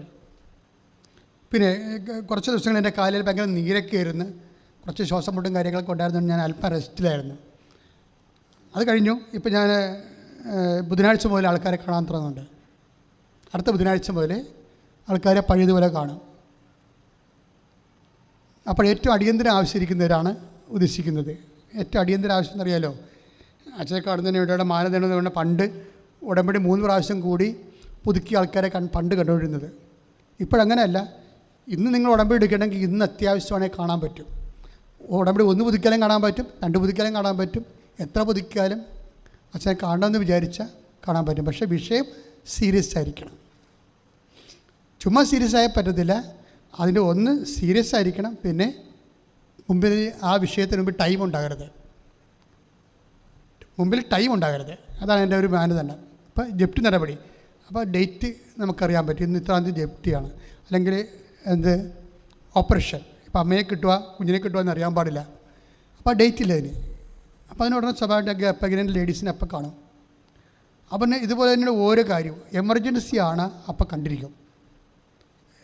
മുമ്പിൽ സമയം ഉണ്ടാകരുത്, എമർജൻസി ആകണം. തീർച്ചയായിട്ടും നിങ്ങൾ ഉടമ്പടി ധ്യാനകേന്ദ്രമായത് കാരണം ഉടമ്പടി എടുക്കാൻ ആരും കാണത്തില്ല. ആ വ്യക്തി തന്നെയാണ് ഉടമ്പടി എടുത്തിരിക്കുന്നത്. അതെപ്പോഴും നമ്മൾ ശ്രദ്ധിക്കണം. ആരെങ്കിലും ഉടമ്പടിയും കൊണ്ടുവന്നിട്ട് കാര്യമില്ല. ചിലർക്ക് അങ്ങനെ ചെയ്യും. അമ്മയുടെ ഉടമ്പടി കൊണ്ട് മകൾ വരും. അപ്പോൾ ഞങ്ങൾ പല ഓഫീസിൽ നിന്ന് വിശദീകരണം കൊടുത്താലേ ചീട്ട് കിട്ടത്തുള്ളൂ. അമ്മയുടെ ഉടമ്പടിയും കൊണ്ട് മകൾ വരുമ്പോൾ മകളോട് ഞങ്ങൾ ചോദിക്കും, നിനക്കെന്താണ് ഈ ഉടമ്പടിയോട് ബന്ധമെന്ന് ചോദിക്കും. നീ ഇവിടെ ഇല്ലല്ലോ, നാട്ടിലില്ലല്ലോ, പിന്നെ എങ്ങനെ ഈ ഉടമ്പടിയുടെ ബന്ധം എന്താണെന്ന് ചോദിക്കും. പട്ടി വിട്ടാക്കാൻ പറയും. ആലപ്പുഴ ഉള്ള ആൾക്കാരുടെ സ്വഭാവം അറിയാമല്ലേ, ഒറ്റ വിട്ട് 2 കേട്ടണം, ചാപ്റ്റർ ക്ലോസ് ചെയ്യുക, അല്ലെ മയത്തിലങ്ങനെ സംസാരിക്കുക. അപ്പോൾ നിങ്ങൾ ചെയ്യേണ്ട ഇതാണ്, ഓഫീസിൽ ചെയ്യുമ്പോൾ കറക്റ്റ് രേഖ അങ്ങോട്ട് കൊടുക്കുക. ഇപ്പോൾ നിങ്ങൾ മക്കളില്ല, 5 കൊല്ലമായിട്ട് മക്കളില്ല, ഞങ്ങൾ നാളെ അമേരിക്കയിൽ പോവുകയാണ്. ശരി, ഓക്കെ, ക്ലിയർ. അവരപ്പം കണ്ടിരിക്കും. വിമാന ടിക്കറ്റ് വേണമെന്നേ ഉള്ളൂ. വിമാന ടിക്കറ്റ് വേണം അവർ പോകണമെന്നാണ്ടല്ലേ. അല്ല അച്ഛനെ കണ്ടെത്തുമ്പോൾ നാട്ടിൽ കറങ്ങി നടക്കരുത്. അപ്പോൾ അതുകൊണ്ട് ഇങ്ങനെയെല്ലാം രേഖയുണ്ടെങ്കിൽ അപ്പോൾ കാണാൻ പറ്റും. പിന്നെ തീർച്ചയായിട്ടും നിങ്ങൾ ഉടമ്പടി 3 പുതുക്കിയവരുണ്ട്, 4 പുതുക്കിയവരുണ്ട്. ഇപ്പോൾ ഉടമ്പടി നീല ഉടമ്പടിയുണ്ട്, പച്ച ഉടമ്പടിയല്ല ആദ്യത്തെ കൊല്ലം. 2ാമത്തെ കൊല്ലത്തിലേക്ക് അവർ പ്രവേശിക്കാൻ ഉദ്ദേശിച്ച് അവർക്ക് നീല ഉടമ്പടിയാണ്. 3ാമത്തെ കൊല്ലത്തേക്ക് പ്രവേശിക്കണമെങ്കിൽ അവർക്ക് വെള്ള ഉടമ്പടിയാണ്. അവർക്കാർക്ക് നിബന്ധനയില്ല. അവരെ നീല ഉടമ്പടി കൊടുത്താൽ മതി. പക്ഷേ അവർ സാക്ഷ്യം പറഞ്ഞിരിക്കണം. നീല ഉടമ്പടി കയ്യിലുണ്ട്, ഒരു സാക്ഷ്യം ഇതൊക്കെ പറഞ്ഞിട്ടില്ല എന്നുണ്ടെങ്കിൽ എൻ്റെ അടുത്ത് എന്തോ ഉടായിപ്പാണെന്നതിൻ്റെ അർത്ഥം. കാര്യം ഉടമ്പടി എന്ന് പറയുന്നത് എടുക്കാൻ തീരുമാനിക്കുമ്പോൾ സാക്ഷ്യമാകേണ്ട പ്രാർത്ഥനയാണ്. ഉടമ്പടി എടുക്കാൻ തീരുമാനിച്ചാൽ മതി. സത്യസന്ധ അവിടെ അത് ചെയ്യുമെന്ന് ദൈവത്തിന് അറിയാവുന്ന കാരണം സാക്ഷ്യം ഉടനെ തുടങ്ങും. ഉടമ്പടി എടുക്കുമ്പോൾ ഇതിനെ സാക്ഷ്യം തുടങ്ങും, അനുഭവം തുടങ്ങും. അപ്പോൾ ഉടമ്പടി എടുത്തിട്ട് സാക്ഷ്യം പറയുന്നില്ലെങ്കിൽ അതിൻ്റെ അർത്ഥം നിങ്ങൾക്ക് എന്തോ കുഴപ്പമുണ്ട്. ഒന്നുകിൽ നിങ്ങൾ പ്രേക്ഷിത പ്രവർത്തനങ്ങൾ ചെയ്തില്ല, പത്രം മാത്രം വാങ്ങിച്ചു കൊടുത്തു, അല്ലെ പ്രത്യക്ഷയുടെ പ്രാർത്ഥന മാത്രം ചൊല്ലിക്കൊണ്ടിരുന്നു, രോഗിയെ കാണാൻ പോവുകയോ വസ്ത്രമില്ലാത്തവർക്ക് വസ്ത്രം കൊടുക്കുകയോ അങ്ങനെ അല്ലെങ്കിൽ സ്വഭാവത്തിൽ മാറ്റം ഉണ്ടാക്കുകയോ അഭിഷേകം വരികയോ ഒന്നും ചെയ്തിട്ടില്ല. ചുമ്മാ ഇങ്ങനെ പത്രം കൊടുത്തിരിക്കുന്ന പാർട്ടിയാണെങ്കിൽ സാക്ഷ്യം ഉണ്ടാകത്തില്ല. അപ്പം അതുകൊണ്ട് അങ്ങനെയുള്ളവരൊക്കെ എത്രയും വേഗം എമർജൻസി ആയിട്ട് ഇറങ്ങി പ്രവർത്തിച്ച് കർത്താവിൻ്റെ പ്രേക്ഷിതത്തെ ചൈതന്യത്തോടെ സാക്ഷ്യം നൽകിയിട്ട് കർത്താവിൻ്റെ സ്വന്തമായിട്ട് മാറാൻ വേണ്ടി പ്രത്യേകം നോക്കണം. കൃപാസന യൂട്യൂബ് ചാനൽ ഇപ്പോൾ തന്നെ സബ്സ്ക്രൈബ് ചെയ്യേണ്ടതാണ്. ഈ ശുശ്രൂഷ ഇപ്പോൾ തന്നെ ഷെയർ ചെയ്യുക. ലൈറ്റക്കാൻ്റെ പേർ റിക്വസ്റ്റ് ലോകത്തിലുള്ള എല്ലാ ആൾക്കാരും എമർജൻസിയായിട്ട് ചെയ്യുന്ന 2 കാര്യങ്ങളാണ്. എന്താണ്? ഒന്ന്, കൃപാസനത്തിൽ വരാൻ പറ്റില്ലെങ്കിലും ലൈറ്റക്കാൻ്റെ പേർ റിക്വസ്റ്റ് ഇട്ടേക്കും, അല്ലെങ്കിൽ ഓൺലൈൻ ഉടമ്പടി ചെയ്യും. ഓൺലൈൻ ഉടമ്പടി ചെയ്താൽ 6 കാര്യങ്ങൾ നമുക്ക് വെക്കാൻ പറ്റും. ലൈറ്റക്കാൻ്റെ പേർ റിക്വസ്റ്റ് ഇട്ടാൽ എമർജൻസി ആയിട്ടുള്ള ഒരു കാര്യം വെക്കാൻ പറ്റും. അതാണ് നമ്മളുടെ വ്യത്യാസം. അതാണ്. പക്ഷേ എന്ത് വെച്ചാലും സാക്ഷ്യം ഭയങ്കരമാണ്. കാര്യം വെച്ച് കഴിഞ്ഞാൽ 30 കൊല്ലത്തെ ഉപവാസം, ലക്ഷക്കണക്കിന് ജപമാല റാലി, അത്രയും കാര്യങ്ങളാണ് ഇതിൻ്റെ അടിത്തറയായിട്ട് കിടക്കുന്നത്. അത് കാരണം ആരെവിടെ നിന്ന് കൃപാസനത്തിൻ്റെ പേരിൽ അമ്മയെടുക്കുക ഒരു മധ്യസ്ഥം വഹിച്ചാലും അവരെ അനുഗ്രഹിച്ചിരിക്കും. അതുകൊണ്ട് നിങ്ങളത് പ്രയോജനപ്പെടുത്താൻ വേണ്ടി പ്രത്യേകം ശ്രദ്ധിക്കുക. www.kribasanam.com. 2ാം ചൊവ്വാഴ്ചകൾ തമിഴ് കൂട്ടായ്മയാണ്. തമിഴ് ഉടമ്പടി കൗൺസിലിങ്. അതുപോലെ ഇവിടെ ഇപ്പോൾ കന്നഡ പത്രം, ഹിന്ദി പത്രം, ഇംഗ്ലീഷ് പത്രം, അങ്ങനെ എല്ലാ തരത്തിലുള്ള ഭാഷകളിലുള്ള പത്രങ്ങളും ക്ലാസ്സിലുണ്ട്. പിന്നെ ചാരിറ്റി മിഷൻ എന്ന് പറഞ്ഞ് ചിലർ കൊണ്ടുവന്ന് അവർക്ക് വസ്ത്രങ്ങൾ കൊടുക്കാൻ അവർക്ക് കൂടുതലുണ്ട്. അവർ കുറച്ച് കൊടുത്ത് ബാക്കി കൊണ്ടുവന്ന് കൃപാസനത്തിൽ ഏൽപ്പിക്കും. അപ്പോൾ നമ്മൾ പ്രേക്ഷിതരെ കണ്ടെത്തിക്കൊണ്ട് പ്രേക്ഷിതരെ കൊണ്ട് കൊടുത്ത് മറ്റു സ്ഥലങ്ങളിലേക്ക് ഇത് കൊടുത്തു. ഇപ്പോൾ ഇവിടെ കൂട്ടി നമ്മളൊരു മുറി അതിന് വേണ്ടി റെഡി ആയിക്കൊണ്ടിരിക്കുകയാണ്. ഒരു ഹോള് തന്നെ പടുത്തുകൊണ്ടിരിക്കുകയാണ് സാധനങ്ങൾ വെക്കാൻ വേണ്ടി. അത്രയും സാധനങ്ങൾ വരുന്നുണ്ട്. അതുകൊണ്ട് നിങ്ങൾക്ക് എന്തെങ്കിലും തരത്തിൽ നിങ്ങൾക്ക് ചെയ്യാൻ പറ്റുന്നില്ല എന്നുണ്ടെങ്കിൽ തീർച്ചയായിട്ടും നിങ്ങൾ കൃപാസനത്തിൽ കൊടുത്ത് രസീത് വാങ്ങിക്കുക. അപ്പോൾ ഞങ്ങളും ആൾക്കാർക്ക് കൊടുത്തിട്ട് രസീത് വാങ്ങിക്കും. പാവപ്പെട്ടവരെ കണ്ടെത്തിയിട്ട് അവിടെ സ്ഥലങ്ങളിൽ പോയി കണ്ട് അവരെ പരിചരിച്ച് അവരെ പ്രാർത്ഥിച്ച് അവർക്ക് നിങ്ങളുടെ പേരിൽ അത് കൈമാറും, വസ്ത്രമായാലും എന്തായാലും. കിഡ്നി രോഗികൾ, കരൾ രോഗികൾ, പിന്നെ കോംപ്ലിക്കേറ്റഡ് പ്രഗ്നൻസി ഉള്ളവർ, ഗുരുതരമായ അപൂർവ രോഗങ്ങൾ, IELTS, OET, MOH, PT exam, PSC, അതുപോലെ തന്നെ മറ്റ് പ്രൊഫഷണൽ എക്സാംസ് ഇതെല്ലാം അച്ഛൻ കാണുന്നത്. പിന്നെ അച്ഛൻ കാണുമ്പോൾ ഇപ്പോൾ ശ്രദ്ധിക്കേണ്ടത് അച്ഛന് ഇപ്പോൾ ചില സമയത്ത് ഇപ്പോൾ അടുത്ത ആഴ്ചയിൽ ഈ മാസം തന്നെ 25-ാം തീയതി പോലും ഞാനില്ല. 25-ാം തീയതി പോലും ഇല്ല. 25-ാം തീയതി മുതൽ 29-ാം തീയതി വരെയാണ് ഇല്ലാത്തത്. 4 ദിവസം, അങ്ങനെ 5 ദിവസം. 30-ാം തീയതി വരെ ഇല്ല. ജൂലൈ 25 തൊട്ട് 30 വരെ ഇല്ല. എവിടെയാണ് പോണത്? വൈദികരുടെ ധ്യാനത്തിൽ പോവുകയാണ്, വാർഷിക ധ്യാനത്തിൽ. അപ്പോൾ അത് നിങ്ങൾ കണക്കാക്കിയിട്ട് വേണം വരാൻ. പിന്നെ ഇപ്പോൾ ശ്രദ്ധിക്കേണ്ടത്, ഇപ്പോൾ ഇവിടെ നിങ്ങൾ വരുമ്പോൾ ഞാനിവിടെ ഉണ്ടാകണ്ടേ. ഞാനുള്ള ദിവസങ്ങളെല്ലാം കൃത്യമായിട്ട് ആൾക്കാർ നോക്കുന്നുണ്ട്. 2 നേരം വെച്ച് 80 പേരെ വരെ ഞാൻ നോക്കി. അങ്ങനെ കാലം നീരായിപ്പോയത്. തലനീറിറങ്ങുക, തല വേർത്തിട്ട് തലനീറിറങ്ങും, ശ്വാസകോശത്തിലെല്ലാം കയറി ഇറങ്ങും. ഞാൻ കർത്താവിന് വേണ്ടി ചെയ്യുന്നൊരു ജോലി, ശുശ്രൂഷയാണ്. അതേ മുടക്കി ഇപ്പോൾ ഒക്കെയായി. നിങ്ങളുടെയൊക്കെ പ്രാർത്ഥന കൊണ്ടാണ്. പ്രത്യേകം നന്ദി. ഇനിയും പ്രാർത്ഥിക്കണമെന്ന് അപേക്ഷ. അച്ഛനുണ്ടോ ഇല്ലെന്ന് അറിയാൻ വേണ്ടി നമ്പർ വിളിച്ചാൽ മതി. 94 47 28 54 00. അച്ഛനുണ്ടോ ഇല്ലയോ, നാളെ ഉണ്ടോ എന്ന് ഞാൻ തിരക്കേണ്ട കേട്ടോ. പിന്നെ ഞാൻ ആഗസ്റ്റ് മാസത്തിൽ ഒരു 3-4 ദിവസങ്ങളില്ല. വേളാങ്കണ്ണിയിൽ മാതാവിൻ്റെ അടുത്ത് പോകുന്നു. ഒരു പ്രത്യേക വിഷൻ അനുസരിച്ച് പോകാനാണ്. 22-ാം തീയതി വെളുപ്പിനൊരു വിഷൻ ഉണ്ടായി. അതിൻ്റെ വെളിച്ചത്തിലാണ് അമ്മയെടുത്ത് പോകണത്. കാര്യം അതിനേക്കാൾ എത്രയോ ഭയങ്കരമായ രീതിയിലാണ് അമ്മ കൃപാസനത്തിൽ പ്രത്യക്ഷപ്പെട്ടത്. അവിടെ പക്ഷേ എല്ലാം തുടങ്ങിയത് മുമ്പ് എല്ലാം അമ്മ മാതാവിൻ്റെ പ്രത്യേക തീർത്ഥാടനത്തിൻ്റെ ഒരു പ്രത്യേക അനുഗ്രഹം എനിക്ക് കിട്ടിയിട്ടുണ്ട്. ഇപ്പോൾ കുറേ നാളായിട്ട് പോയില്ല. ഇപ്പോൾ തീർത്ഥാടനത്തിന് പോകും. ഒരു 5-6 ദിവസം 5 ദിവസം ഉണ്ടാകത്തില്ല. അത് ആഗസ്റ്റ് മാസത്തിൽ ആദ്യ വാരമായിരിക്കും, ചിലപ്പോൾ 2-ാം വാരം. നിങ്ങൾ അറിയിക്കുന്നതായിരിക്കും. നിങ്ങൾ കൃപാസനത്തിലൊക്കെ വരുമ്പോൾ തീർത്ഥാടനമായിട്ട് തന്നെ ഇതുപോലെ ഞാൻ പോണ പോലെ ഞാൻ എവിടെ പോയാലും തീർത്ഥാടനം വേറെ ഒരിടത്തും പോകത്തില്ല. പോകുന്നതെല്ലാം മാതാവിൻ്റെ പള്ളിയിലേക്കേ പോകത്തുള്ളൂ. വേറെ ഒരു പരിപാടിയില്ല. അതിൻ്റെ ആവശ്യമില്ലാത്തതുകൊണ്ടാണ്. അപ്പം അങ്ങനെ വരുമ്പോൾ ഞാൻ ജപമാല ചൊല്ലിയാണ് പോണത്. നിങ്ങളും അമ്മയുടെ പ്രത്യക്ഷീകരണ പ്രാർത്ഥന ചൊല്ലിയാണ് കൃപാസനത്തിൽ വരേണ്ടത്. ജപമാല ചൊല്ലിയും കൃപാസന പ്രാർത്ഥന ചൊല്ലിയാണ്. ഇവിടെ നിന്ന് ഒറ്റക്കാണ് നിങ്ങൾ വരണമെങ്കിൽ പോലും ജപമാല ചൊല്ലിക്കൊണ്ട് വരണം. തിരിച്ചു പോകുമ്പോൾ വീട് വരെ ജപമാല ചൊല്ലിക്കൊണ്ട് പോകണം. ഞാനൊക്കെ അങ്ങനെയാണ് അമ്മയെ അനുഭവിക്കാൻ തുടങ്ങിയത്. നമ്മൾ ആ സാന്നിധ്യം നമ്മൾ ഒറ്റക്ക് മതി. ഏത് പാരാത്രി ആയാലും പ്രെയർ ഒരു അമ്മയുടെ കൈ പിടിക്കുന്നതിന് തുല്യമാണ് നമ്മൾ ജപമാല ചൊല്ലിക്കൊണ്ട് നടക്കുന്നത്. അമ്മയുടെ കയ്യിലിങ്ങനെ പിടിച്ചുകൊണ്ട് നടക്കുന്നതിന് തുല്യമാണ് നമ്മൾ ജപമാല ചൊല്ലിക്കൊണ്ടിരിക്കുന്നത്. ജപമാലയ്ക്ക് ഒരു അഭിഷേകം കിട്ടിക്കഴിഞ്ഞാൽ പിന്നെ നിങ്ങൾ വേറെ ഒന്നും കഴിക്കത്തില്ല. അത്രയും ശക്തമായ സാന്നിധ്യമാണ്. അതുകൊണ്ട് കൃപാസനത്തിൽ വരുന്നവർ അമ്മ ജീവനോടെ പ്രത്യക്ഷപ്പെട്ട ഒരു സ്ഥലത്ത് സമയഘടികാരം നെഞ്ചിച്ചാർത്തിയിട്ട് ലോകത്തിൽ ഇന്നുവരെ ഉണ്ടാകാത്ത സങ്കീർണമായ ഒരു പ്രത്യക്ഷീകരണം നടന്ന സ്ഥലത്ത് അത് എത്രയും വേഗം സഭ ഏറ്റെടുക്കാൻ പഠിക്കാനും ലോകത്തോട് കാര്യം ദൈവത്തിൻ്റെ മനസ്സ് വെളിപ്പെടുത്താൻ വേണ്ടി നിങ്ങൾ കണ്ണീരോടെ പ്രാർത്ഥിക്കണം. തീർത്ഥാടകരെ കൃപാസനത്തിൽ എല്ലാ ദിവസവും ഉടമ്പടി എടുക്കുവാനും പുതുക്കുവാനും സാക്ഷ്യം പറയുവാനും അവസരം ഉണ്ടായിരിക്കും. ഒരിക്കൽ കൂടി ഓർപ്പിക്കുന്നു.